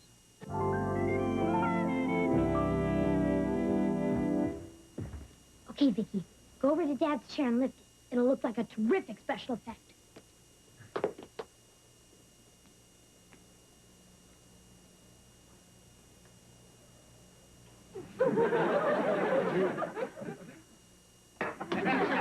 What's going on? It's for my special effects reel, Dad. Oh, no, Vicki, put him down immediately. Immediately. Jamie, what are you doing playing director instead of reading a book for class? Hey, Jamie, why is it so tough to get you to read a book? I mean, the mantle over there is full of good ones. None of them sound interesting. You can read any book you like. All right, how about my book? It's got excitement, mystery, intrigue. I don't know. Beautiful women. Beautiful women? You got him. What's it about, Dad? Well, it's about this private eye named Rick Savage who gets involved in this really tricky case. What kind of case? Well, one day, this blonde bombshell walks into his office and says, somebody's trying to kill me. And then what? Well, later that night, Savage goes into the nightclub to hear the girl sing, see? And then right in the middle of her performance, she... Wait a minute. You're trying to get me to tell you the whole story so you don't have to read the book, right? Hey, it was worth a shot. Okay, Dad, I'll read your book. Oh, that's better, Jamie. I mean, the class would get really mad at you if they lost that pizza party because you didn't give your book report. Some party? I have to take my own sister. Hey, you should be proud to take Vicki. Oh, she'll look adorable. Well, I'll get you that cute little dress that we saw in the budget store, Vicki. How about getting me that designer original we saw in Gucci's? Gucci's? Hey, it was worth the shot. Boy, this Private Eye Savage is really macho. Hey, saw the light under the door. It's after midnight. Why are you awake? I guess I lost track of time, Dad. Your book is so interesting, I can't put it down. It just goes to show you, reading can be fun. Yeah, and it'll make a great book report. We said we could give our reports any way we want, right? As long as it shows that you've read it from cover to cover. That's where I got the idea for it. From the cover. It says soon to be a major motion picture. And it's going to be sooner than they think. The book I read was Rick Savage, Private Eye, by Richard Leslie Johnson. And this is my report.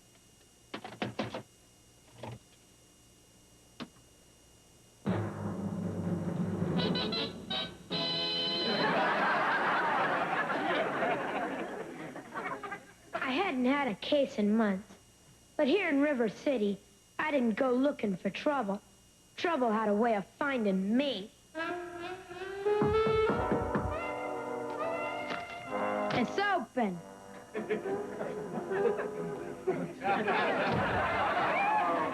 Are you savage? Only until I've had my morning coffee. What's your moniker? My moniker's Monica. Monica Minchcock. But my friends call me Trouble. I was right. I had trouble right here in River City. What seems to be the trouble? Trouble? It's my husband, Felton. I think he's trying to kill me. What makes you think so, Dollface? This. Dear Monica, I'm gonna kill you. Sincerely, F. This could be a death threat, all right. What do you want me to do about it, gorgeous? I want to hire you. That'll be $200 to keep me alive. in advance.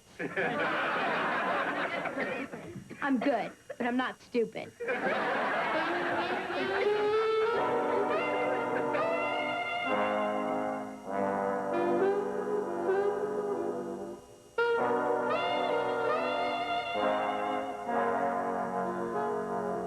Monica told me to meet her at the Torchlight Club where she worked as a torch singer.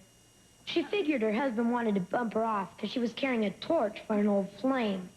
An arsonist named Tommy the Torch. If you ask me, the woman was playing with fire. Hey, Savage. Well, if it ain't good old Lieutenant Franklin. You're right. It ain't. It's Lieutenant Farmer. What you doing here, Seamus? I'm on a case, Flatfoot. Watch your gumshoe, or I'll pull your license, punch your ticket, and clean your clock. I got the feeling he didn't like me.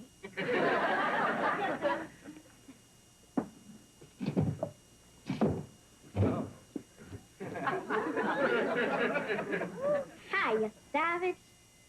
Well, if it ain't my favorite waitress. How you doing, Francine? I wish you had a name that began with an F. What can I get you, savage? The usual. Okay.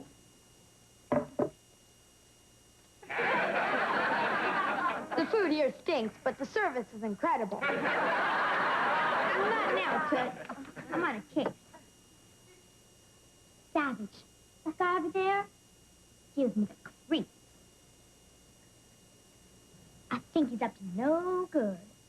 What makes you think so, gorgeous? Been here an hour, and so far all he's ordered is a butcher knife. Don't worry, babes. I'll check it out. Hey, buddy. You mind telling me who you are? The name's Mitch. Felton. Mitch. You wouldn't happen to be married to a songbird named Monica? Yeah. Till death do us part. Better grab a seat, honey. Monica's about to do a number. And don't forget, sweetness, this place closes at 1. My place opens at 2.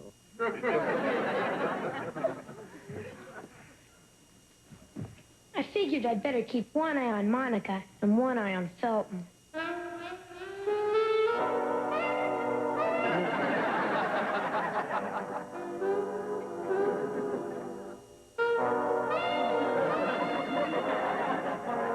The heck with Felton. I'm keeping both eyes on Monica.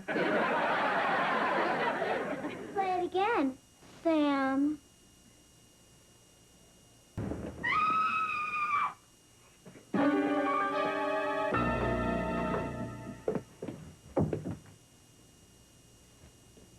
She's dead, especially in show business. He's looking at you, kid. You and you, take the body out.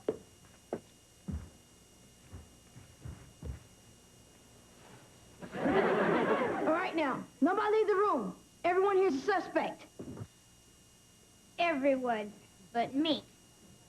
Rick Savage, private eye. Monica gave me a death threat letter she got. Signed, F. So?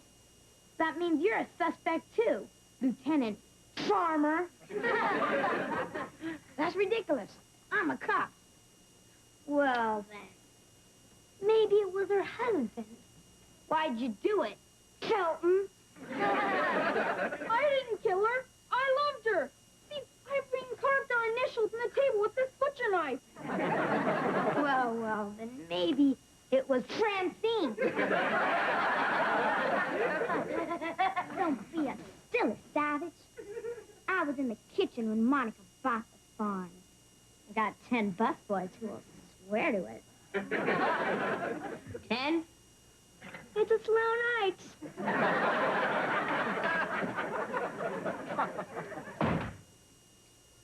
Hey, look, it's Monica. No, I'm Monica's twin sister from Savannah. She told me to meet her here tonight. I'm afraid you're a little late, sis. Monica just cashed in her check. Oh, no! There, gorgeous. By the way, you got a name? I'm Veronica. Well, if that starts with a V, you're not a suspect. But my friends call me Fawn. As I looked into each of their faces, Farmer, Francine, Felton, Fawn, I suddenly knew who the killer was. Savage has solved another case.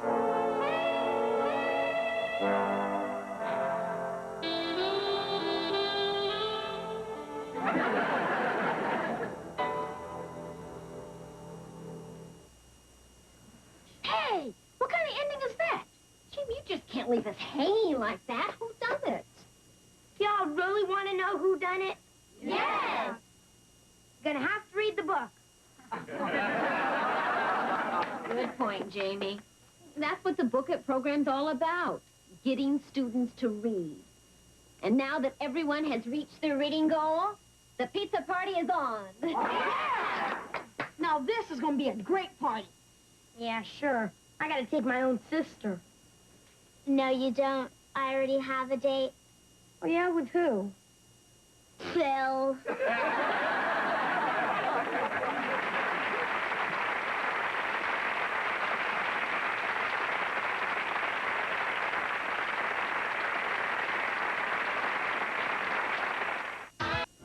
She's a small wonder, pretty and bright with soft curls. She's a small wonder, a girl unlike other girls. She's a miracle.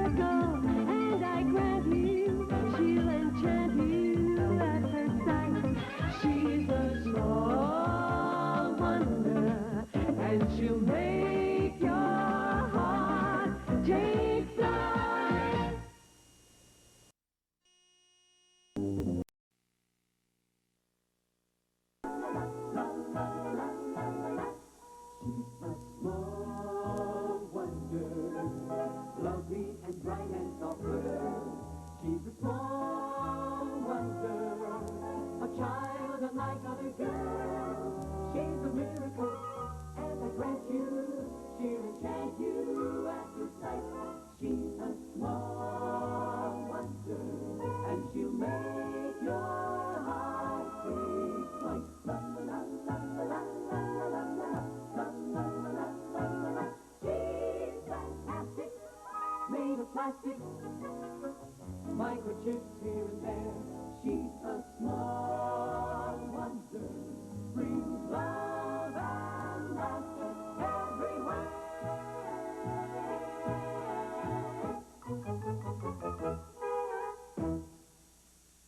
Hair loss. There are 7 degrees.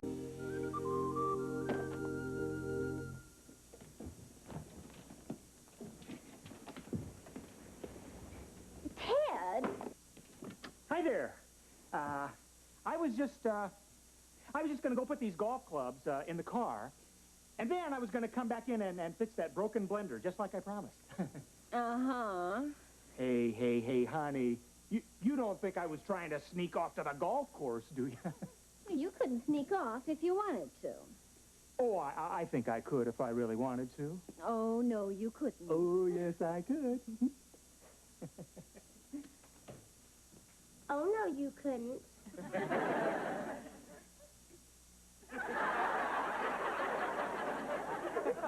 What do you have to say about that? My shorts are killing me.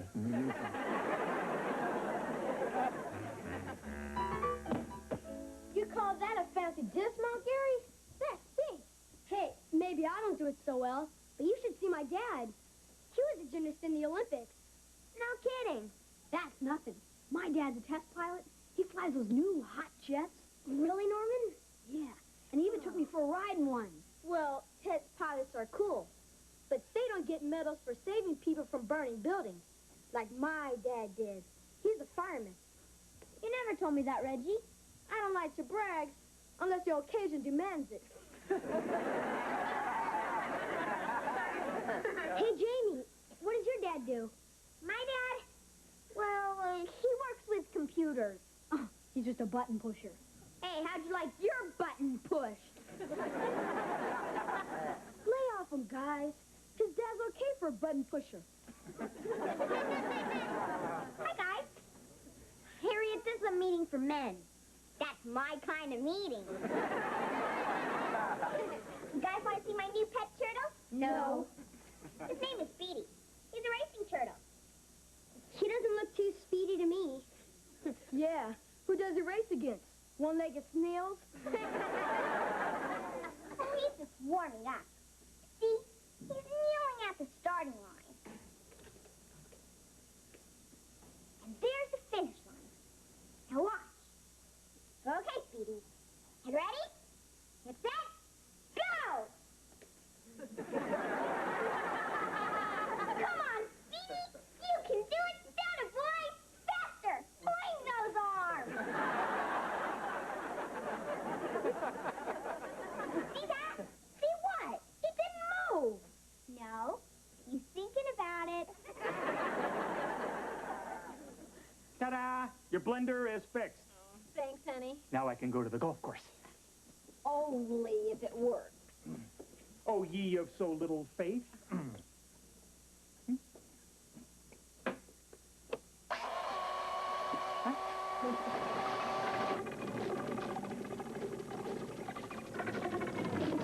Traitor, you're supposed to work till I get out of the house. I should have taken it to the repair shop in the first place. What for, honey? I mean, I'll take another stab at it. I think you've stabbed it enough. Come on, Vicki, you can help me collect the laundry. Hi, Dad. Hi, Jamie. Dad, have you ever flown in a fighter jet? You kidding, James? I gotta take an air sick bag when I get up on a ladder. By any chance, have you ever rescued a person from a burning building? No, but I once rescued a bagel from a burning toaster. Come on, Dad, I'm serious. Didn't you ever want to be more than just a button pusher? A button pusher? What gave you that idea? Well, the guys were bragging about their dads and the exciting jobs they had. When I told them what you did, they said you were just a button pusher. Well, that's just not true, Jamie. I have a very exciting job. Yeah? What do you do that's exciting?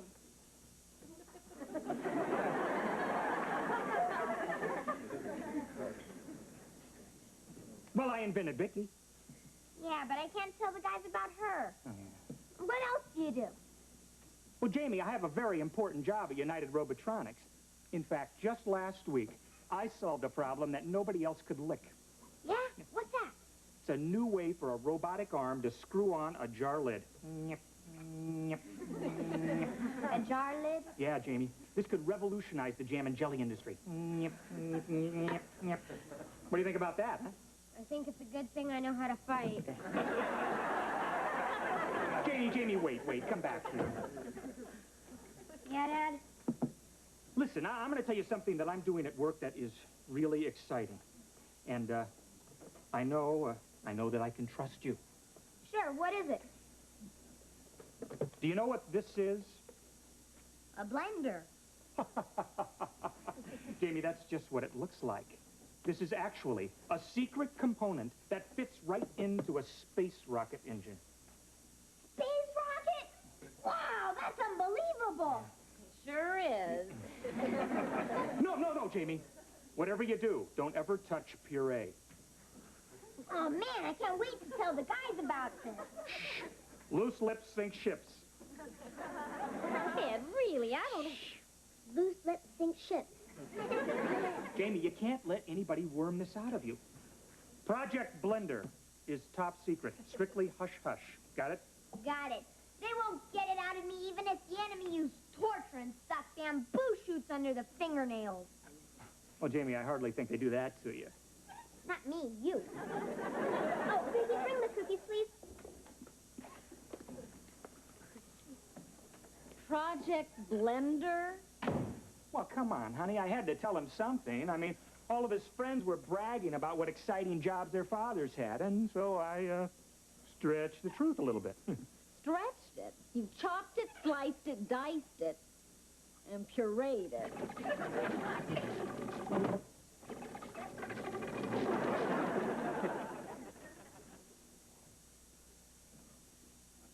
Come on, Speedy. Jump over it. Jump, boy. You can do it. Maybe your shoelaces are tied together.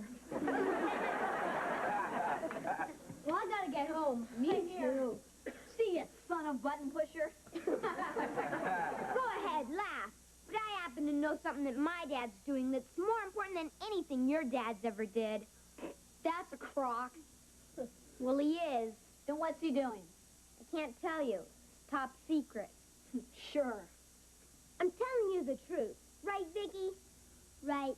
Jamie can't breathe a word about Project Blender. It's strictly hush, hush. Vicki! What's Project Blender? The enemy can torture me and stick bamboo shoots under my fingernails, but I'll never tell him it fits into a space rocket engine. Whoa! Yeah. Now look what you've done, Vicki! Jamie, how come my dad never mentioned Project Blender? And he's your dad's boss. Maybe it's...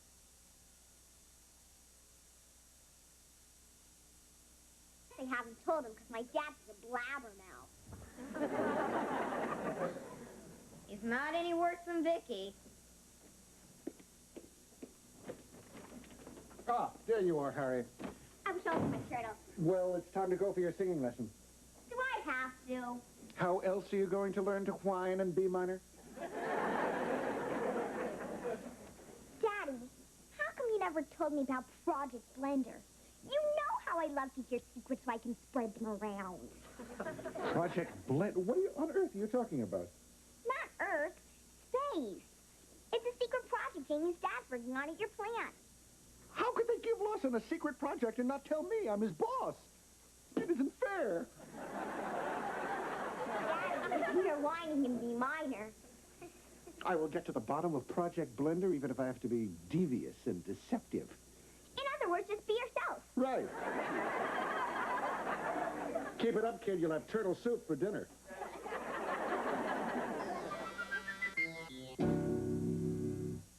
Scientists at Fox Sports Laboratory.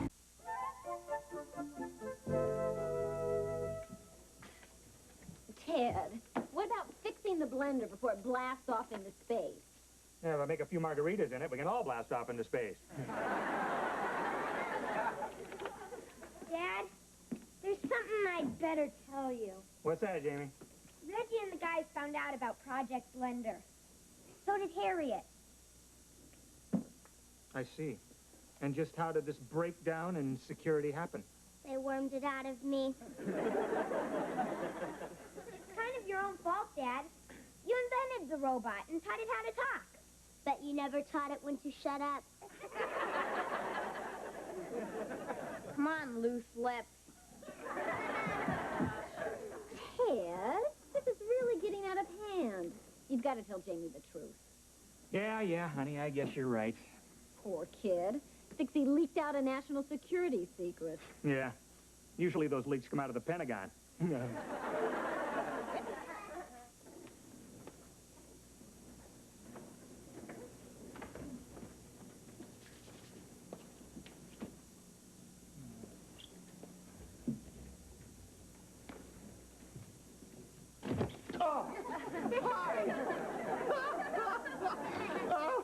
I was just going to knock when I saw my shoelace was untied.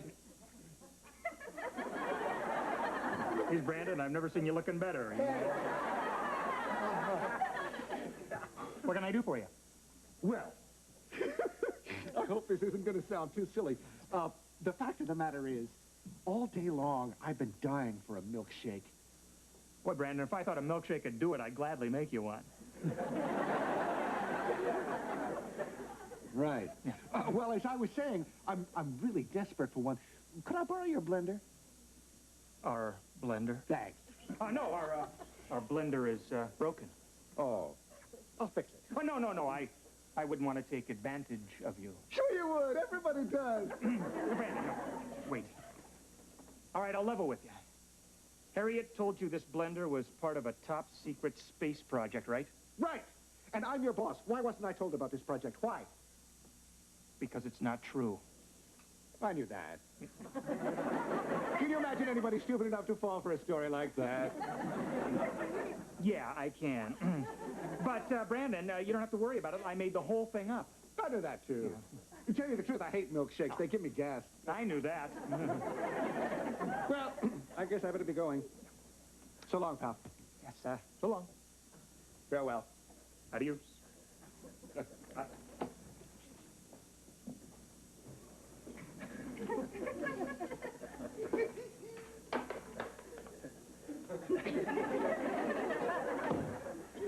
What does he think? I'm some kind of a jerk?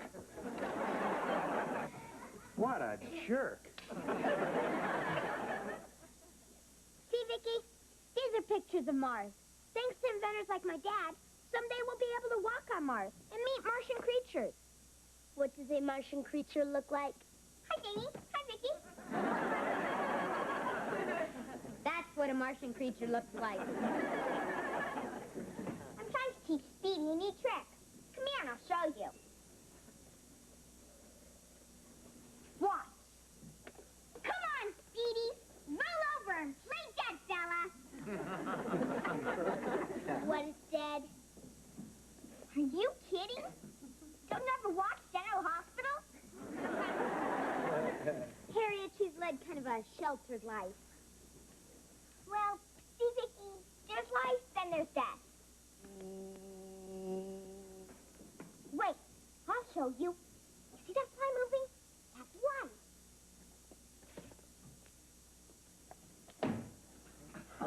That's death. Got it? Got it. That's life.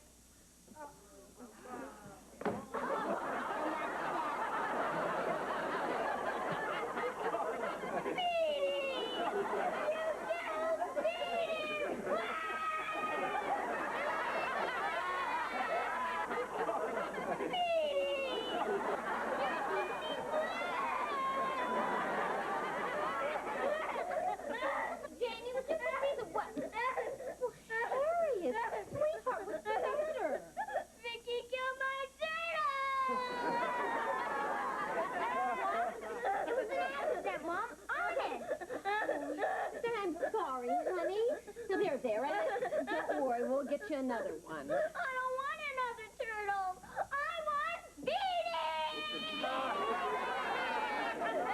Well, maybe we can have it stop.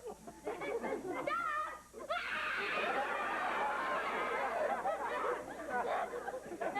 When to stop the turtle?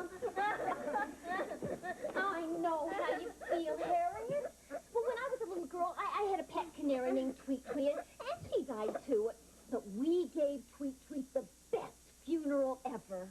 A funeral? Uh-huh. And if you like, look at that sweetie one, too. With lots of balloons and decorations. Balloons and decorations? And ice cream and cake. Chocolate cake? Oh, any kind you want. With lots of whipped cream and nuts and cherries. And we'll even have presents. Presents? Oh, lots of presents. It'll be like a great big party. Would you like that? Oh, yes! Oh, look, your turtle's moving. Speedy's alive. Kill it!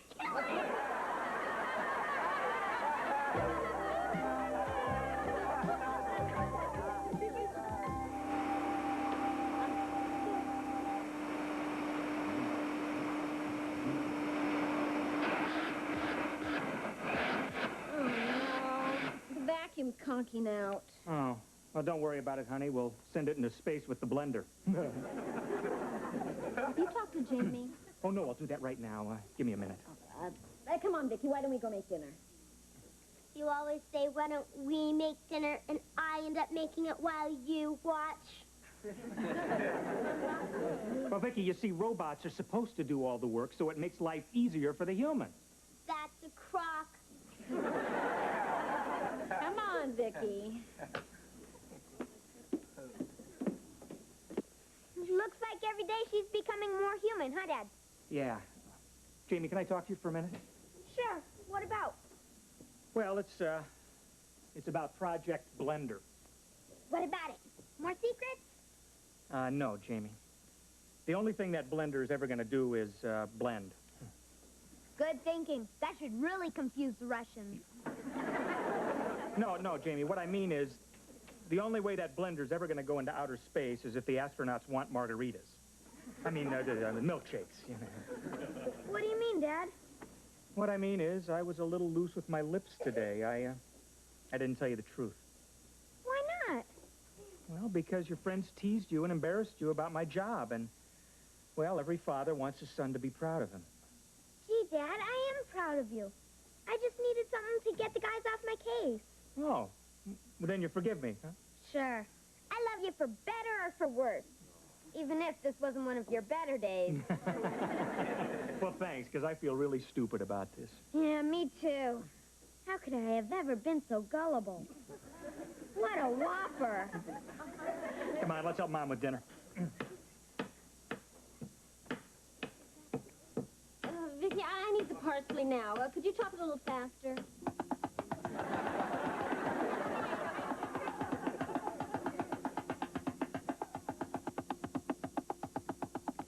Honey, I'll take this vacuum and the blender into the repair shop in the morning. And where is the blender? I don't know. You had it last.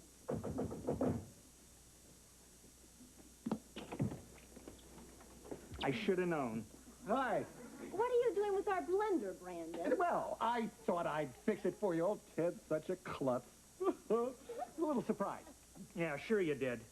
After making sure it wasn't for Project Blender in outer space. Well, I told you it wasn't. How could I believe you? You told me the truth. Well, you can bet on one thing. I'm going to keep my mouth shut about my real secret project. Real secret project? It's whopper time. He's a blabbermouth, too. What secret project? No, forget it. Forget I said anything. What secret project? Well, as long as I mentioned it, and now that I know I can trust you... You can. You can. Yeah. This is it. This is what? Project Clean Sweep. Project Clean Sweep? Would you Just like an ordinary vacuum cleaner to me. You see, that's the beauty of it, Brandon. This baby will be fully operational as soon as I can solve one little problem with the suction motor. Hey, I fixed your blender, right? I bet I can fix this, too. Ah, here we go. Come on, Sean, plug this in. It doesn't work. Come on. Turn it on. What's the problem?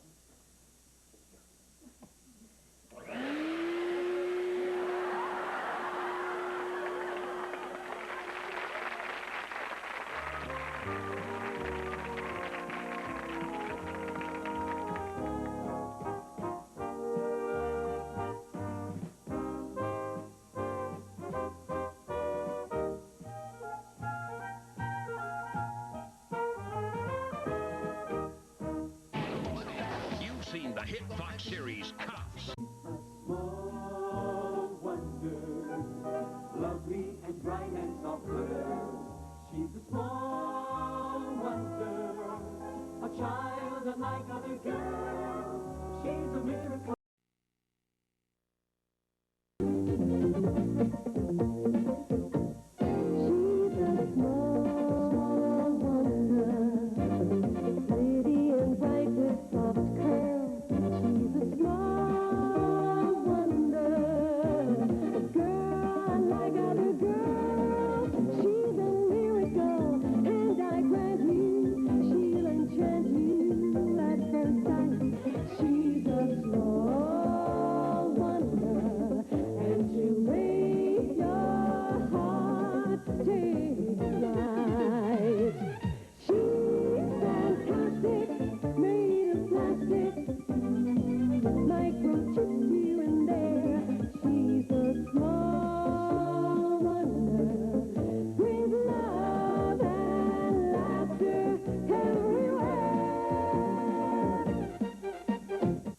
Sprint Sense International gives you great rates to countries. Boy,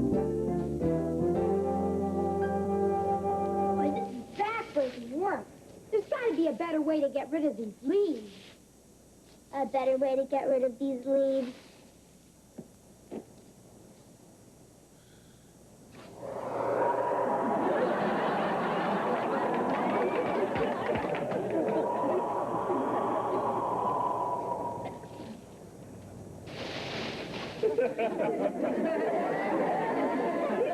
That was so weird. I just got caught in a leaf storm. Well, weird attracts weird. Who's your feathered friend, Harriet? Oh, well, this is my new parrot, Waldo. Does he talk? Well, he hasn't said anything yet. Waldo want a cracker? Aww. Waldo want some bird seed? Aww. Dumb bird. If he's so dumb, why'd you buy him? Because we're color coordinated. How are we going to tell him apart? The quiet one has feathers.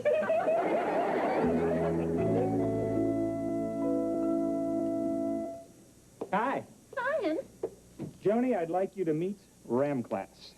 RAM class? Yes, it stands for Random Access Multiple Concurrent Linguistic Analytical Sequencer. Oh. Hi, RAM class. Hope you like meatloaf. It's my latest modification for Vicki. I'll show you how it works after dinner. Hey. Honey, you are in love with a genius. I am not. You're the only man in my life. Anyway, I got another surprise for you. Remember that big charity ball that my boss, Harold Jennings, sponsors? Yeah, the one that we can't afford to go to because it's $500 a person? That's the one, and we're going. What? Well, that's $1,000 for the two of us. Do you have a separate bank account that I don't know about? Joni, everybody on the organizing committee gets in free, so I volunteered. Great. You.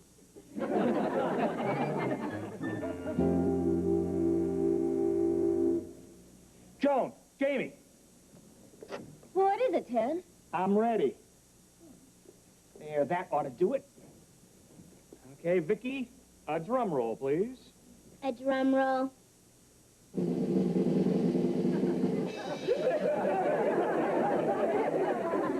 Thank you very much. I have now installed RAM class in Vicki. What's RAM class? Oh, it's a new kind of gadget for robots. A gadget, it's a translator.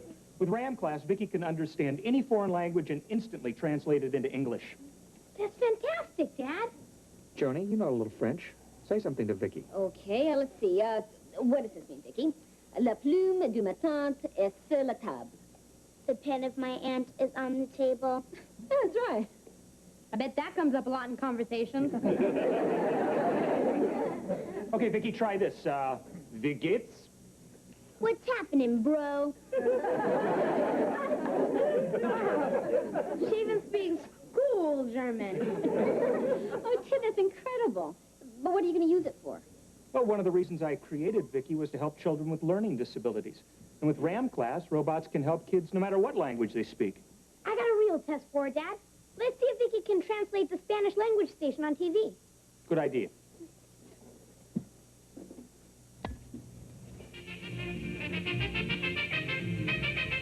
Hola, amigos. Hello, friends.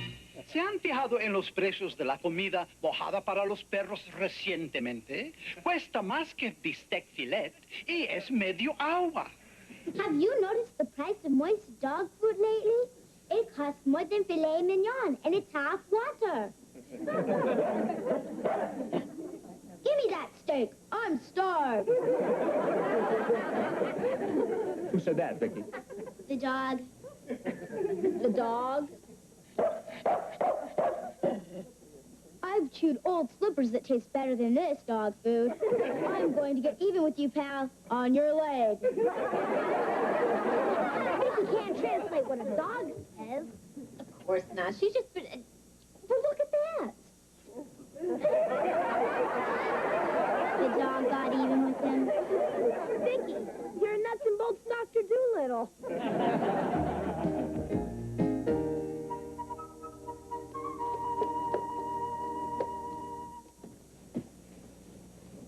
Joan, what are you doing? The house is spotless. We have nothing to be ashamed of in front of the Jennings. I don't want to take any chances. Cynthia always makes me feel like she's Gucci's and I'm a swap meet. Mr. Spot. Harold, Cynthia, nice to see you. Of course it is. Please come in. Cute pooch. What's his name? Oh, Foo-Foo. He comes from a long line of... Quiet. And why are you still here, Harold? Well, I just thought that... Well, don't. You know how thinking gives you a headache. Here, Foo-Foo will be late for his hair appointment. And I need our car. So, Ted, I'm sure you'd be happy to take Harold. Yeah, sure, no problem. What pet groomers do you take Foo-Foo to? Pet groomers? Ooh, they're all full of animals. We take him to Jean-Paul Ramon. That's Cynthia's hairdresser.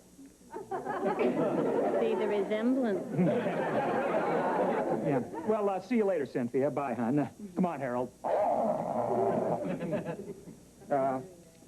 Correct me if I'm wrong, but does Foo-Foo always growl when he hears your name? It's a big improvement. He used to go for my throat. Well, Cynthia, what exactly can I do to help you with the charity ball? Just a few simple things that shouldn't tax your abilities. Vicki, this weighs a ton. Would you give me a hand? Give you a hand. Thanks. Hi. Oh, hi, Harriet. How's your bird? I'm losing my voice trying to teach Walla to talk. I think he's defective. Maybe Vicki can find out why he won't talk. She can understand animals. I'm a nuts and bolts Dr. Doolittle. What do you mean she can understand animals? That's ridiculous. Just trust me.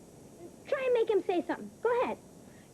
Waldo, say something. Come on, you fraud, say something.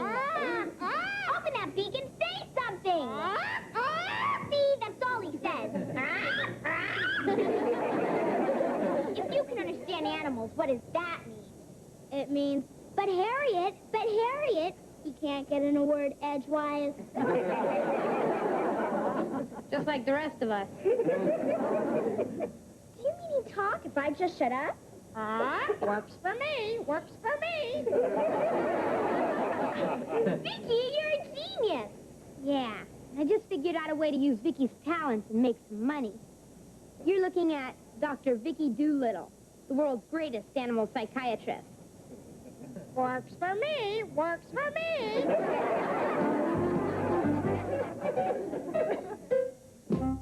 Small Wonder will return after these messages.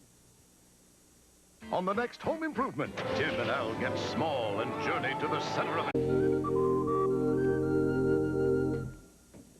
Hi. Hi. Still working on plans for the charity ball, huh? Well, I think I've got most of it worked out. Here's the menu. Ooh. And this is the seating chart. Uh-huh. And I have ordered red roses for every table. Oh, that's great. That pain in the neck, Cynthia, has to be impressed with all the hard work you put in. Oh, I hope so. I get it. Good evening. Hi. We were just talking about you. Come on in. Dear, I hope you've made a little progress on the ball. More than a little, it's all done.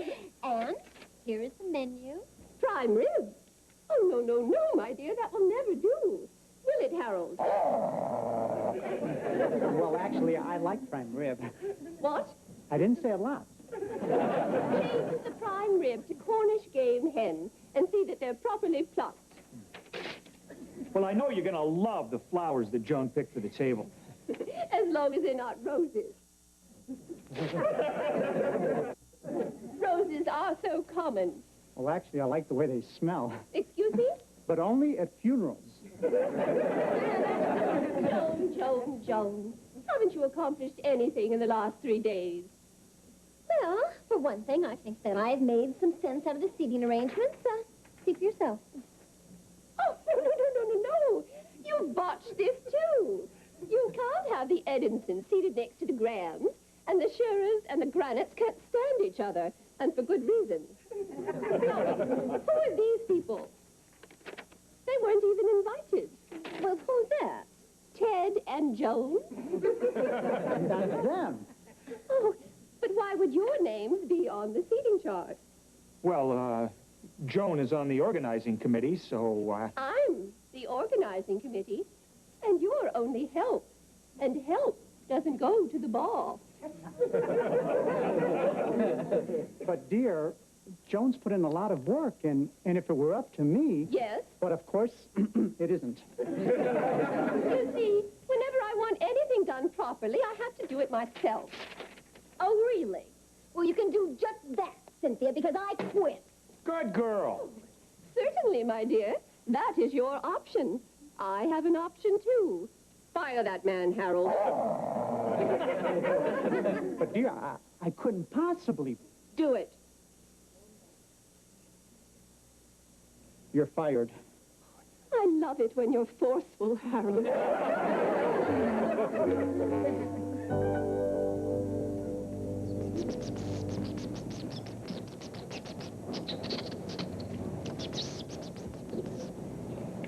Your mouse says he's lonesome because he's all alone in his cage. That'll be $1.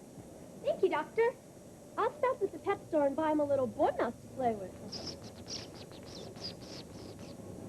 He says if you really want to make him happy, get him a girl mouse.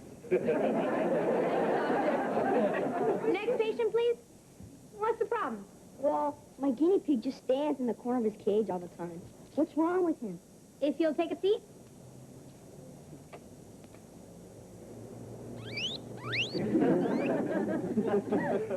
He says all the other guinea pigs make fun of him because of the name you gave him. What's wrong with his name? How'd you like it if your parents named you Quasimodo?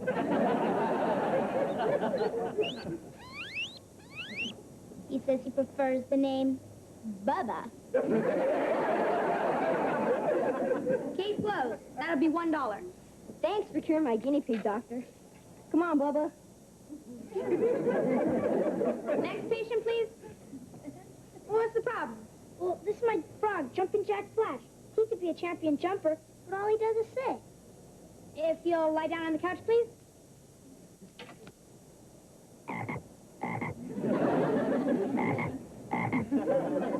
He says he was taken from his mother when he was just a tadpole. He says he's never seen any other frogs. He says he doesn't know how to jump. Unusual case, Doctor. Any suggestions? I'll show him how to jump. Watch the splash.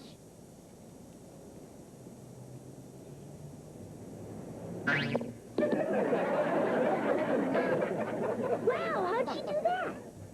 Well, Vicki was raised by frogs.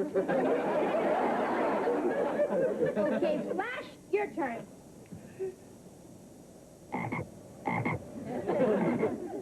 He says he's not ready to jump yet. I got an idea. Splash, ever hear of the term frog legs? He says he's ready now. That'll be $1. Thanks, Doctor.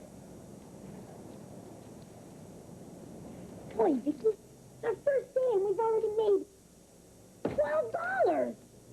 Vicki, I have to talk to you. What's the problem, Harriet? Well, I just am having a really big... wants a cracker.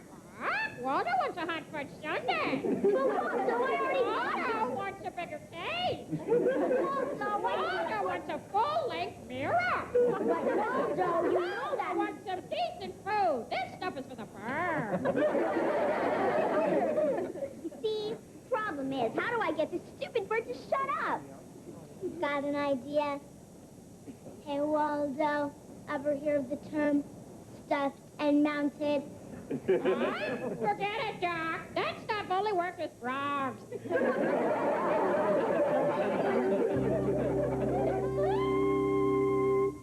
What? Listen, are you aware of my qualifications? Listen, no, I can't take a job that... Boy, that sounds really interesting, yeah. I'll get back to you soon, thanks, bye. How's the job hunting going? Oh, great, honey. I was just talking to an auto company in Detroit. They need someone to service a robot that stamps out the car ashtrays. Ted, you're better than that. Well, honey, it's a great opportunity. After a year, I moved right into hubcaps.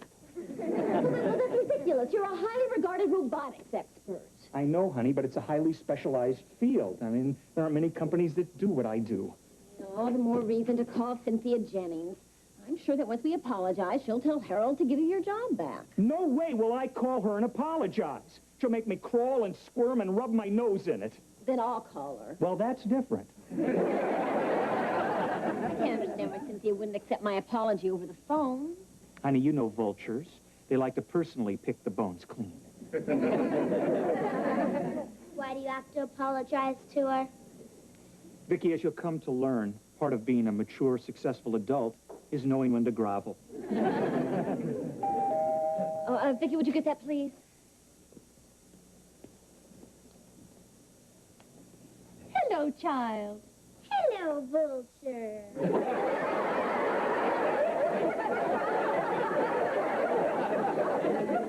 The bones are over there. Susie, how nice to, let's cut the small talk and get straight to the groveling. I don't want to be late for my voice lesson. A voice lesson? I didn't know you sang. Opera. Cynthia once hit a note that shattered our living room. I'm particularly fond of Wagner. Do-do-do-do, do-do-do-do, do-do-do-do-do.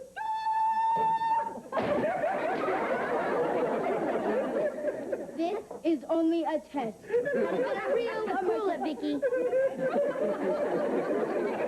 As for your apology, I'll assume you didn't realize how offensive your behavior was to a woman of my breeding. I abhor coarseness. So why do you watch All-Star Wrestling? What? Why, I'd never watch anything that barbaric. Your favorites are Andre the Giant and Junkyard Dog. Are you kidding? Hulk Hogan could rip both arms off. Well, I may have watched it once. Gee, personally, I love wrestling. What? Only with you, dear. Curb your hormones, Harold. Cynthia, about the charity banquet, I realize that you've had more experience at arranging these things. Of course I have. Before we were married, I was an executive in the hospitality industry. You were a cocktail waitress at a bowling alley. Everyone called you Trixie. Who told you that? him.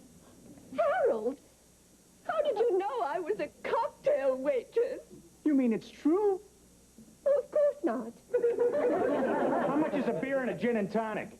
$5.50.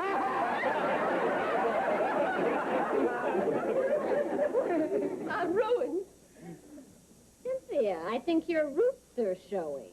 Oh, not those two. This is terrible. I've been so careful. And now these people will tell everyone about my past. Not necessarily, Cynthia. I mean, if Ted were still working at United Robotronics... But he is. Give him his job back. With pleasure. Ted, you got your job back. That's great. You know, things have been a little rough financially around here since Ted's been out of work. Give him a raise. You got it, Ted. Mom, Dad, didn't you guys say something about going to a charity ball? Of course they're going. I wouldn't hear otherwise. At the head table. That's impossible. The head table is reserved for the creme de la creme. You do understand. He understands, Trixie. All right. The head table it is. I think we really must be leaving, Harold. They've finished apologizing. Come to Mama. He says, get your grubby hands off me. Well, now that we're all such close friends, Cynthia, maybe we should go out together one night. Yeah, maybe we could all go bowling.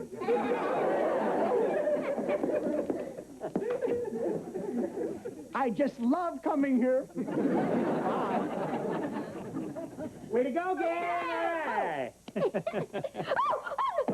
Joe, what's the matter? It's a mouse.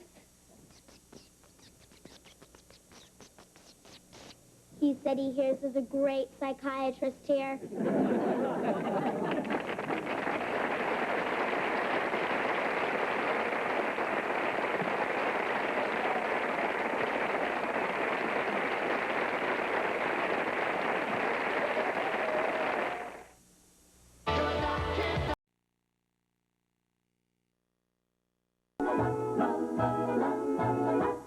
She's a small wonder, lovely and bright and soft girl. She's a small wonder, a child unlike other girls. She's a miracle, and I grant you, she'll enchant you at first sight. She's a small wonder, and she'll make your heart take flight. La la la la la la la la la la. She's fantastic, made of plastic, microchips here and there. She's a small wonder, brings love and laughter everywhere.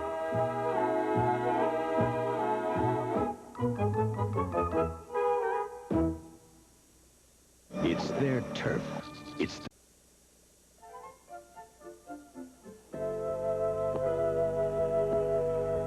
We got ourselves a ball game today, folks. Squires to the windup, the pitch, swing and a miss. Miller strikes out to retire the side. 3 up, 3 down. Wow, did you see that, Vicki? I saw that. What a fastball. I can throw a fastball like that.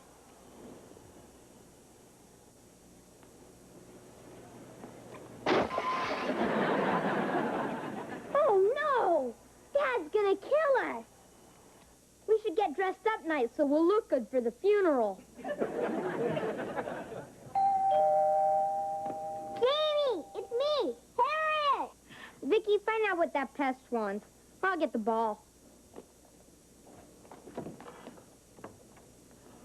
Hi, Vicki. Can the Incredible Hunk come out and play?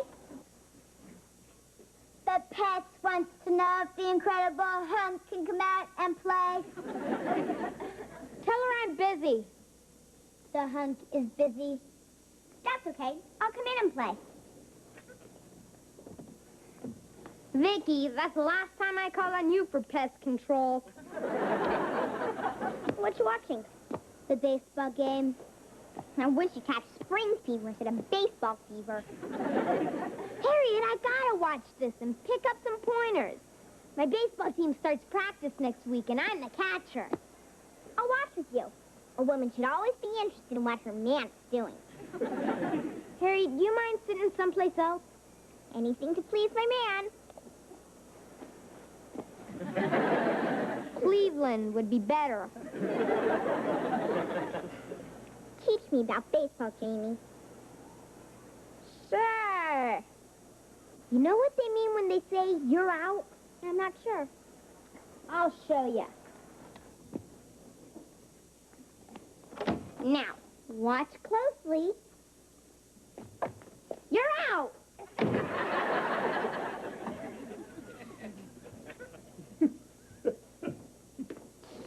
You know what you look like? You look like a pack of bubble gum. Chew on it, Ted. So, Jamie, you ready to go to the ballpark for a little practice? Huh? I've been ready all winter. Reggie's gonna meet us there. Ted, look at the door. All right, what happened to the door? And don't try to tell me termites. Well, a termite named Vicki. But I guess it's my fault as much as hers. You should get dressed up nice so we look good for the funeral. Look on the bright side, Ted. Now we've got a pass-through window for cookies. Well, Jamie, just be more careful what you tell her, all right? Okay, let's get going. You too, Vicki. You're going to learn all about baseball. I already know about baseball. Oh, is that so? I'll show you. Now watch closely. You're out.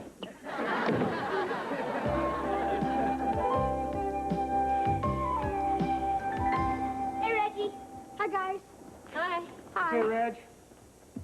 You know, if you guys play really hard this year, maybe you can finally beat the Mugwumps and go all the way to the championship. Championship? I settled for next to last place for once. We really stunk up the ballpark. Yeah, so many teams walked all over us. Our mascot was a doormat. And our sponsor gave up on us.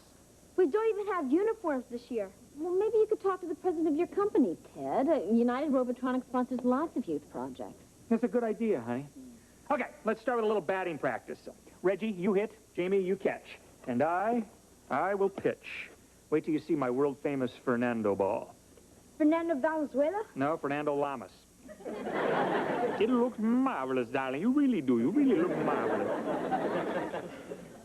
That really stunk up the ballpark.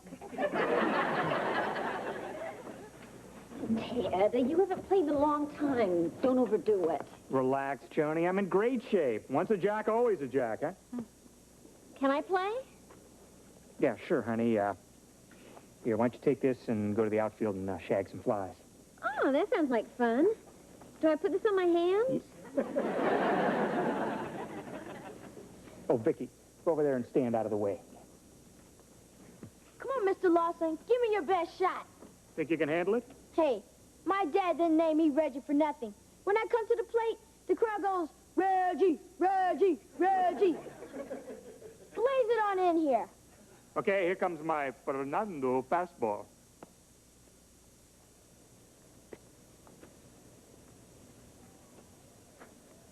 Ah!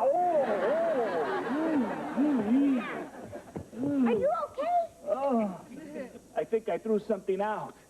You look marvelous, darling. Really, you're simply marvelous. Ted, what happened? I think I pulled a muscle. Where? Everywhere. Even my hair hurts. I think I better take you home. Kids, I'll be back by dinner time, okay? Okay. Hope you feel better, Dad. Me too. Ted, maybe an ice pack will help. I had a better idea. Put my whole body in the freezer.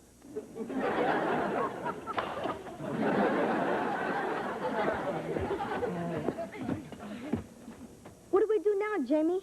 There's no one here to pitch. Hey, maybe Vicki can pitch to us. A girl pitch? Are you kidding? Oh, what have we got to lose? Besides, I've sort of been working with her. This is a waste of time. Vicki, remember that picture you saw on television this morning? I remember. Well, I want you to throw the ball just like he did. As hard as you can. Got it? Got it. Okay, batter up, Reggie. Come on, Vicki. See if you can at least get the ball to me.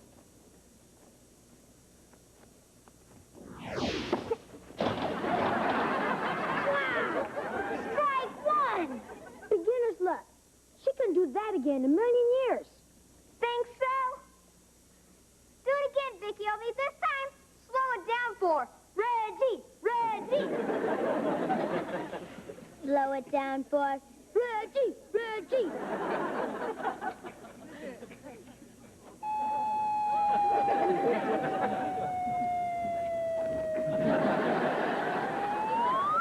Strike two. So she got lucky again, and my foot slipped. There's no way she can strike me out. Oh, no. Vicki, show him a curveball. Show him a curve.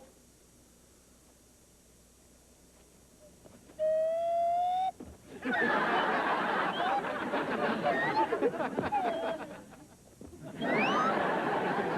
3, 4, 5, and 6. You're out twice. Man, I don't believe it. Vicki, you're the best pitcher I ever saw. Vicki, Vicki, Vicki, Vicki, Vicki, Vicki, Vicki, Vicki. Ow, ow, ow, ow, ow. Sorry, honey.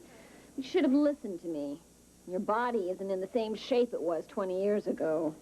My body isn't in the same shape it was 20 minutes ago. Well, I think you better limit your involvement with Jamie's baseball team with finding the sponsor for it.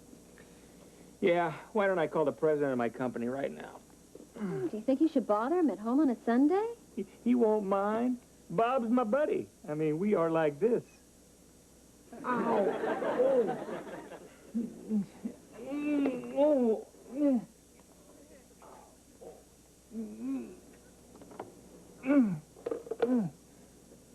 Ow, ow, oh.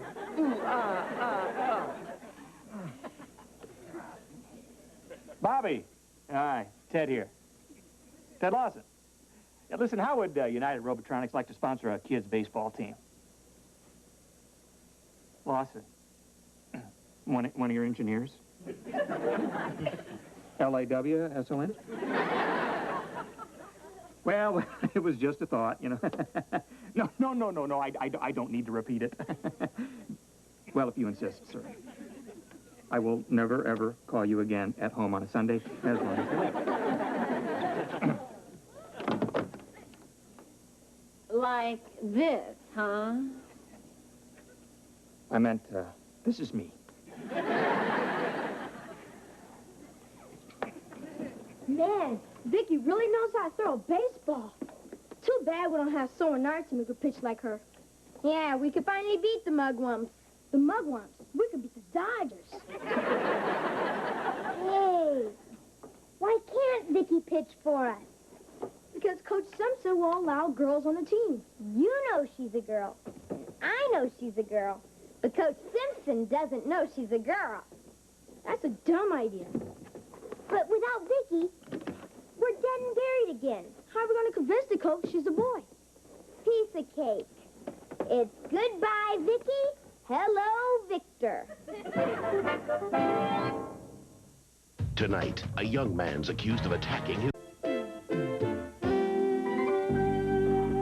Still trying to find a sponsor for Jamie's team? Yeah, this is harder than I thought.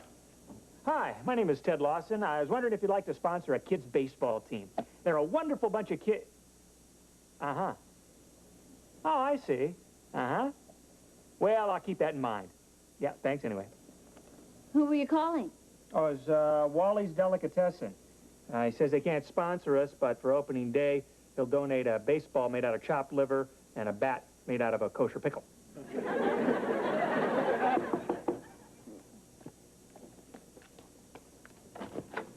Hi, Mrs. Lawson. Hi, yeah, Jamie's in his room. Thanks. Hey, Reggie. Hi, Mr. Lawson. Keep trying to find a sponsor, Ted. Hey, Reggie. Okay, I'm here. Why'd you call me to race right over? You'll see. Say hello to the baseball team's new strikeout king. Come on out, Victor! Hey, it's not bad. It's not bad. She's a closet boy. There is no way the coach is going to look at her and suspect she's a girl. Yeah, but looks aren't everything. She'll give herself away the first time she walks up to the pitcher's mound. And you know how girls walk.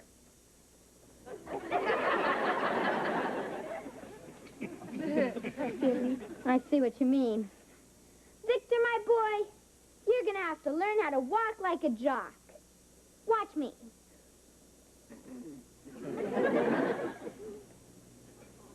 gotta walk. Watch the master. You gotta walk cool. Ow. See what I mean? I see what you mean.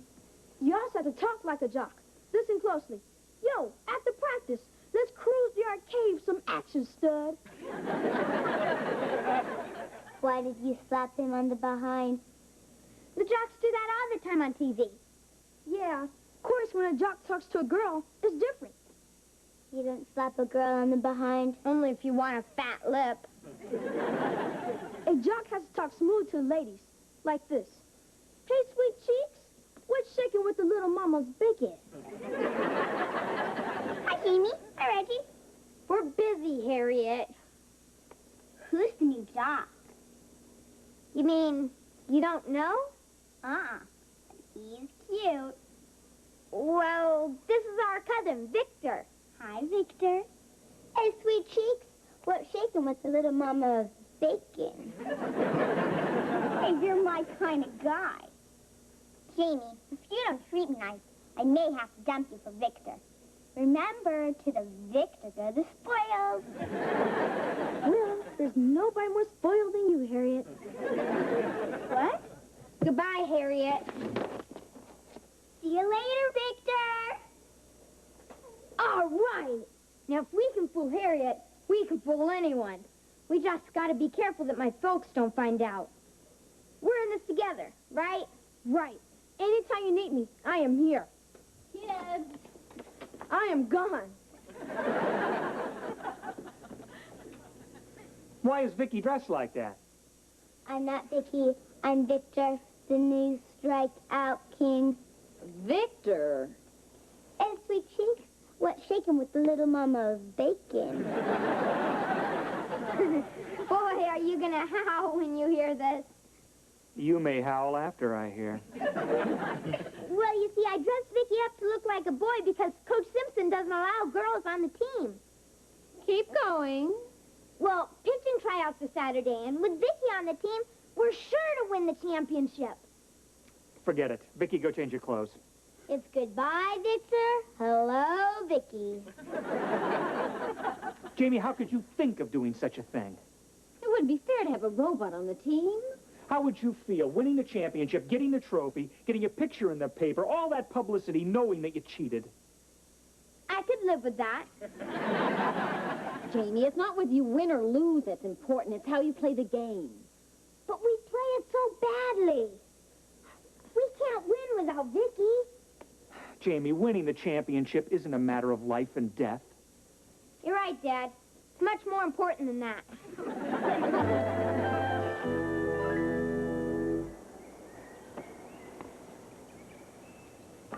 Coach Simpson, I've got one more picture for you to try out.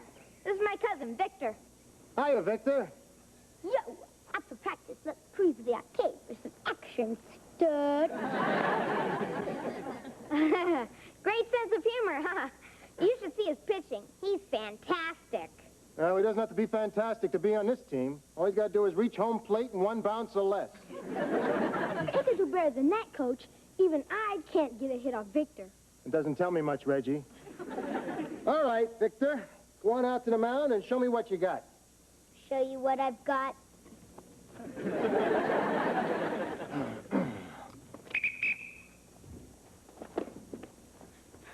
it as hard as you can, Victor. As hard as I can.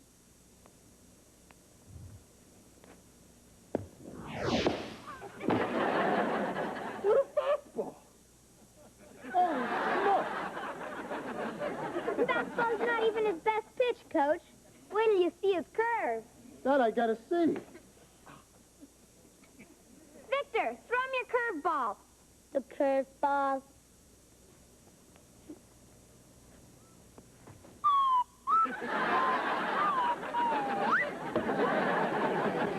What an arm. I don't believe it.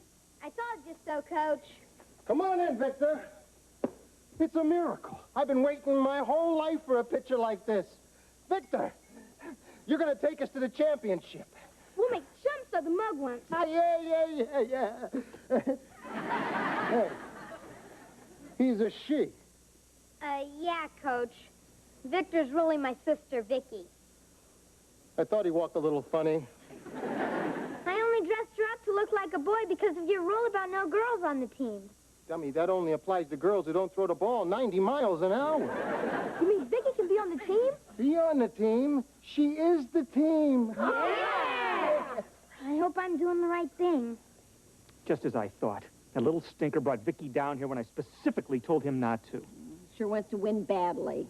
Okay, Vicki, get back out on that mound and show me what other pitches you can throw. What other pitches I can throw? Jamie, there isn't a team in the league that can beat us now. Vicki is our secret weapon. Yeah, right. Jamie, how could you even think of doing such a thing? It wouldn't be fair to have a robot on the team. How would you feel knowing you cheated? Coach, could you hold it a second? I have to talk to my sister. Sure, kid. Vicki, change in plans. Remember the other day when Dad threw his famous Fernando ball? It looked marvelous, darling. Simply marvelous. Right. Listen closely. Got it? Got it. Okay, Coach. Let's go, Vicki. Knock me down again.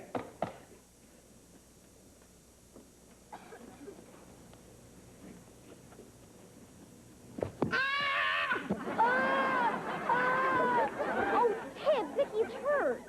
Honey, robots can't get hurt. Don't you see what happened? Jamie programmed Vicki to imitate what happened to me last week.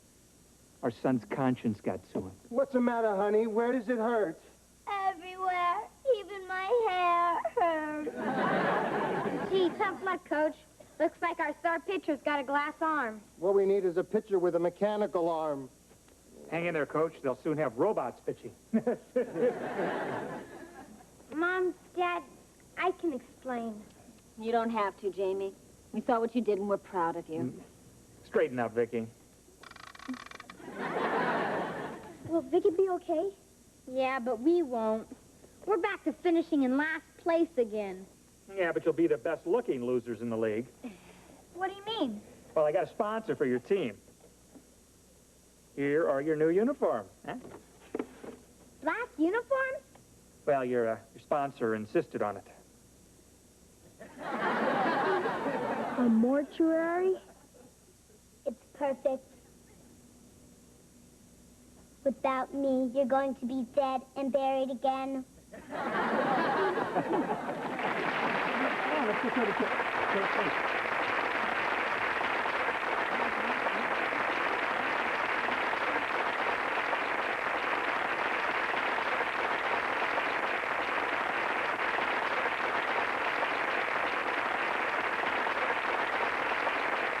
Back by popular demand, a spectacular once-a-year sale Friday. Small wonder, lovely and bright and soft curves. She's a small wonder, a child unlike other girls. She's a miracle, and I grant you, she'll enchant you at first sight.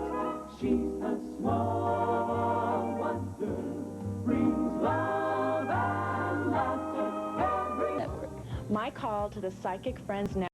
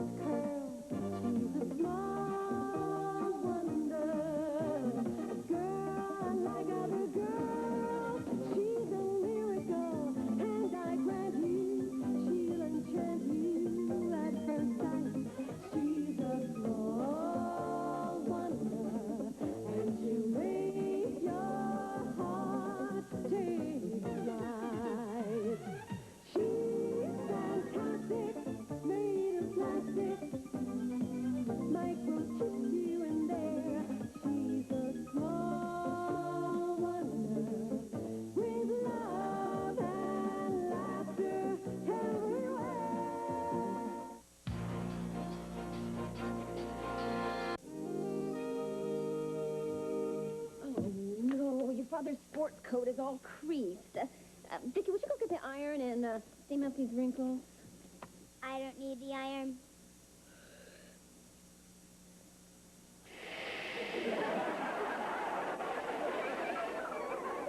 No wrinkles.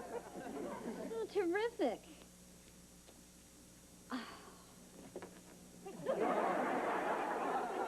Your dad's going to appreciate this. Oh, at least you got the wrinkles out. He hates wrinkles. I have more steam for his face. Oh,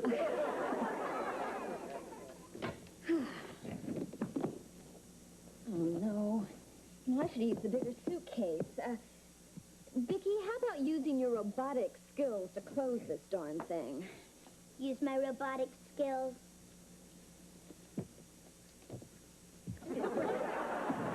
The darn thing's closed. Thanks a million. Now, how about going and checking that roast in the oven? Oh, and don't throw it out. Chocolate syrup, jelly beans, licorice, cherry cola, ice cream.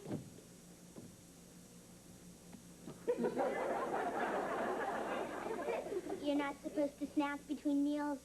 This isn't a snack. It's my vitamin drink. You forgot something. What? The vitamins. No, I didn't. There. I feel healthier already. Vicki, get the door, please. Hi. Hi. Oh, if it isn't Dream Hunk, the love of my life. You're right. It isn't. You know, Dimples, you really shouldn't play so hard to get. I'm not playing hard to get, Harriet. I'm playing impossible to get. That stupid sugar bear. Need something sweet. You wouldn't act that way if you knew how rich I was gonna be. Yeah, sure, Harriet. I mean it. But I'm not allowed to talk about it. So don't ask. Okay, I won't ask. Ask! Okay. How are you gonna get rich? Well, if you insist. My father's going to be president of a giant company, and we're gonna make millions. Well, I'm happy for you, Harriet. I'm happier for you. You can marry me for my money. Harriet, I wouldn't marry you for the Bank of America's money. That stupid sugar bear. Can't you just see us? Sitting on our big veranda, sipping mint juleps, watching the field hands, and eating sushi. Sushi? Of course. That's what everybody eats in Japan. And my dad's new job is in Tokyo. You're moving to Tokyo? Oh, don't worry. When I'm settled, I'll send for you. You can be my mail-order groom. You'll need a big envelope. Harriet, if this is true, it's the happiest day of my life. Because I'm going to be rich? No, because you're moving to Tokyo. Well, I'll believe it when you're gone. Meanwhile, sayonara, baby.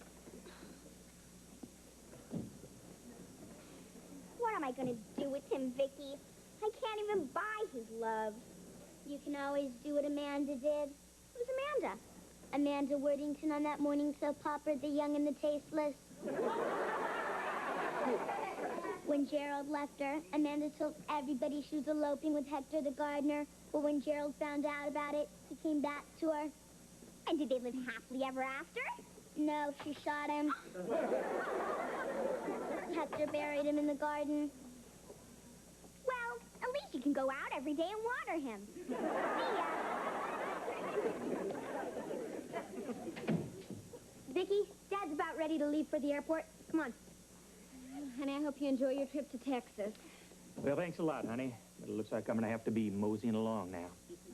So, Jamie, I'm going to leave you in charge of the old corral here. Look after the women folk and the cattle. I won't let him stampede, Pa. And that goes for the cattle, too. Good. Shouldn't take me more than a few days to wrap up business, honey. Okay, honey. He means the big honey. Hey, what's this? You left something out. What's this for? A short trip? No, it's a new coat for Jamie. Oh, it's just like mine. It is yours. What? Oh, that must be the taxi. Vicki, would you get the door, please? And Ted, you be careful, all right? Tell that to the pilot. Oh, hi, Vicki. Hi, taxi. Jamie, why don't you and Vicki take the luggage out? Let me know when the taxi's here, okay? Sure, partner. Let's go, varmint. Kid, I have the greatest news. It is so big, it is so fat, you'll never guess in a million years what it is. You're going to be president of a giant company and have more monies than the Bank of America. Good guess. But you'll never guess where I'm going to do Your it. new job is in Tokyo, and you're going to eat sushi sitting on your big veranda.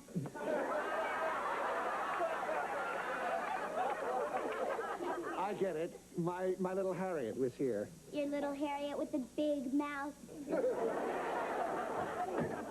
Oh, are you really moving to Japan, Brandon? That's right. But I wanted to tell you myself so I could see the blood drain from Teddy's face. You just came over to make Ted jealous. Of course. What's the fun of getting a great new job if you can't stick it to your friends? Well, I got news for you, Brandon. We couldn't be happier. You really happy for me? No, for us. Whoa, funny. Try not to be too envious, Teddy. Envy can give you an ulcer, I hope.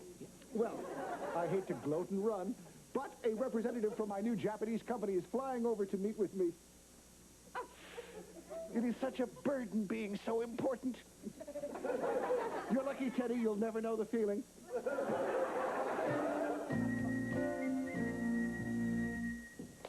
Mom said for you to help me set the table for dinner. She meant Jamie the kid. Dad said I'm now the man of the house. And when Dad's the man of the house, this is what he does. And this is what Mom does.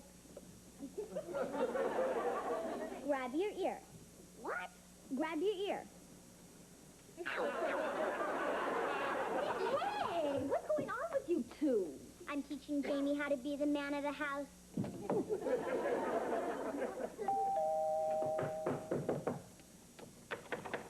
Oh, Jody, this is a disaster. It's an emergency. You've got to help me. Well, Brandon, what's the matter? Oh, it's terrible. Mr. Saito, the Japanese executive, is waiting in his hotel now for me to pick him up. Oh, and your car broke down? Oh, no, I have car trouble, too. Brandon, what happened that was so terrible? Well, I'm supposed to pick up Mr. Saito at his hotel, bring him to my house to meet the family, have the final interview. Bonnie and I had a fight, and she just moved out to a hotel, taking Harriet with her. Oh, I'm sorry. That is terrible. I'll say she's probably ready to sweep. Brandon, if it would help it, I'd be happy to go and have a talk with Bonnie for you. There's no time. Mr. Saito's waiting for me now. Well, how can I help? I need to borrow something. Sure, what? Your house. My house? Just for an hour. See, the Japanese are very family-oriented. I can't let Mr. Saito find out that Bonnie and I are fighting. Suppose she came home in the middle of the interview and tied my pants legs in a knot. Well, I'm sure she wouldn't do that. She does it all the time. With me in them. Well, Brandon, I don't... Please, please, I'm desperate. Okay, Brandon. I hate it when you beg. I do, too. But it's so effective. Listen, thank you, Joni, thank you. Oh, while I'm down here, there are two other teensy-weensy little things I need. What are those? A wife and a daughter. What? You have a wife and a daughter. I mean ones that like me. You and Vicki could pretend to be Bonnie and Harriet, huh? Well, Brandon, it's out of the question. Please. The Japanese judge their executives as much on their families as they do on their ability, and I was counting on my family to clinch the deal since I have no ability. Brandon, couldn't you just tell them that Bonnie and Harriet had to leave suddenly? I can't risk it. I'd lose face. I promised him a wife and a kid. I have to deliver a wife and a kid. Well, what happens when you get the job and you go to Japan and you've got a different wife and kid? He'll never know the difference. To the Japanese, we all look alike. Besides, I'll bring you something that'll help disguise you. Oh, I don't know, Brandon. Please, Joni, it's not just for me. It's for you and Ted, too. How? Well, for one thing, I will see to it that when I leave, Teddy takes over my old job as management. Brandon, I don't think so. I know what's stopping you. You think if I get this job, you'll lose me as a neighbor. I'll do it. On the next Home Improvement, the problem. Vicki, give me a Larry Bird. 2 points. Hi, have you guys seen my dad? He's a tall man with gravy stains on his shirt. That's him, all right. Is he here? Nope. Well, if you see him, my mom sent me from the hotel with a message. Hotel? Yeah, my mom and dad had a fight, so we moved into a hotel. Oh, that's too bad. No, it's all right. We took it sweet. Besides, they always make up. I think that's what keeps them together, their mutual interest and hostility. What's their message, Harriet? My mom said to tell him, "Hey, Liverlips, if you touch our bank book, you're going to be wearing your ears around your ankles, and I'm not kidding, Buffalo Breast." Sounds like they had a pretty good fight. One of their best. You should have heard my dad. Maybe you better not go to Japan, Tubbo. It's only a small island. You'll sink it. When you and I are married, Jamie, we'll never fight as long as you keep repeating those 2 magic words. What's that? Yes, dear. Oh, good kids, I need your help. Sure, Mom. Brandon Brindle is bringing this Japanese gentleman over that's interviewing him for the new job, and we've got to act like we're Brandon's family and that we love him. Tom, that's not just acting. That's Academy Award time. Academy Award time. In accepting this Oscar, I'd like to thank all the little people I stepped on to get here. You like me. You really like me. Why are we doing this, Mom? Oh, neighbors shaking nice things through each other. We're talking about the Brindles. And we can get that clown that job, we'll get rid of them forever. Works for me. Good. Now, I'm going to be his wife, Bonnie, and Vicki, you're going to be Harriet. Think you can act like Harriet? If it isn't Dream Hunk, the love of my life. Ow! Ow, you crazy arrestor set. Yes, dear. Ow. Well, Mom, if these 2 are Brindles, then who am I? You're Jamie Lawson, the boy next door. Great. I was born to play that part. Right this way, Mr. Saito. Welcome to my humble home. Yes, very humble. Won't you sit down? Can I get you something to drink? No, thank you. Bonnie. Oh, Bonnie, darling. The loved one is home with our distinguished visitor from the mysterious East. Honey, can I speak to you for a minute? Excuse me. Certainly, Buttercup. I am not... Yes, you... Now, come out! No! Go on!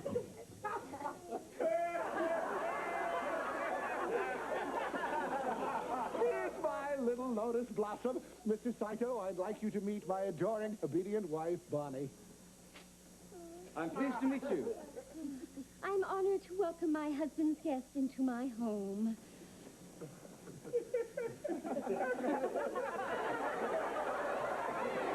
Please, in Japan we have a 3-bow limit.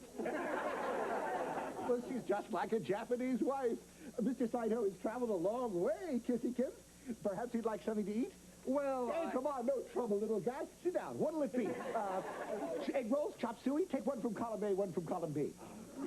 Honorable husband, that is Chinese food. Mr. Saito is Japanese. Right, right. Well, you know, all that Oriental food looks alike. Mr. Saito, I had honorable daughter Harriet fix something special for you to make you feel at home. Harriet! Oh, Harriet! Mr. Brindle, about the matter of your employment.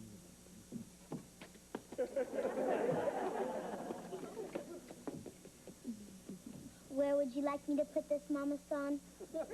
Right on the table.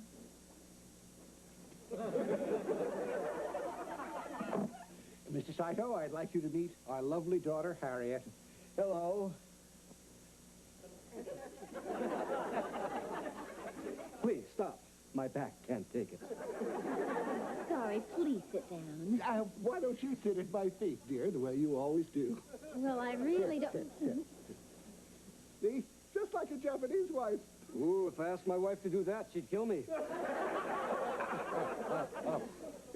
Well, what have we here? What is it? Raw octopus.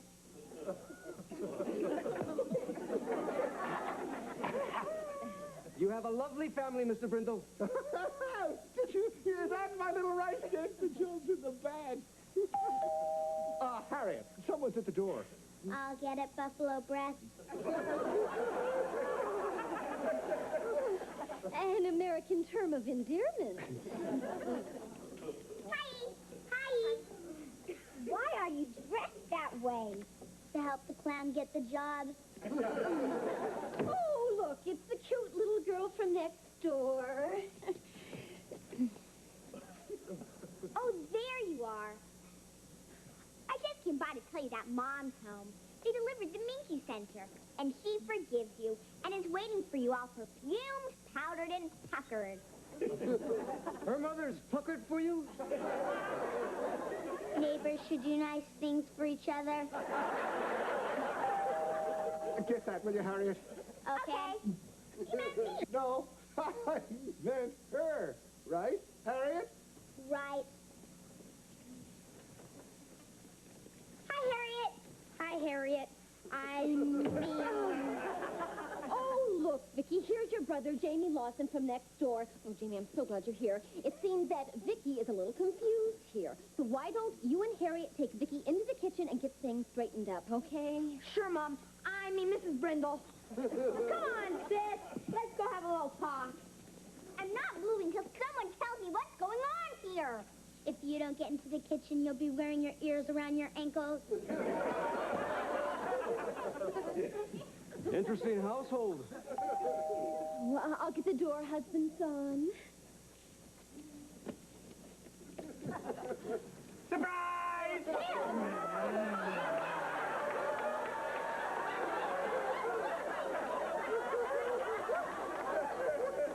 Who's that? That's Ted Lawson, our neighbor. You let him kiss your wife like that? It's the least I could do. Last week, he jump-started my car. Looks like he's jump-starting your wife. My flight was canceled, and I forgot my key, and why are you dressed like Madame Butterfly?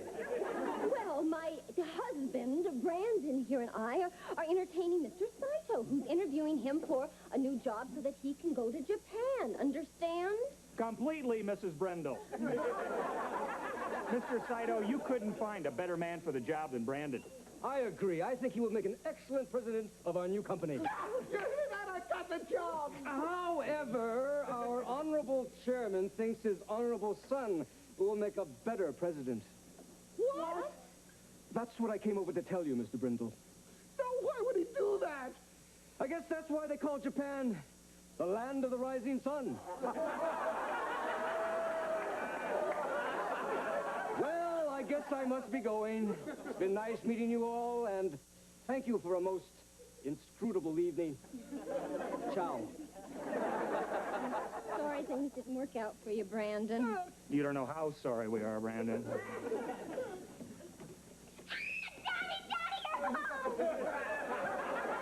Knock it off, Freckles. It's all over. I didn't get the job. We're not going to Japan. It's a disaster. Well, at least your lovely wife is back home. That's 2 disasters in one day.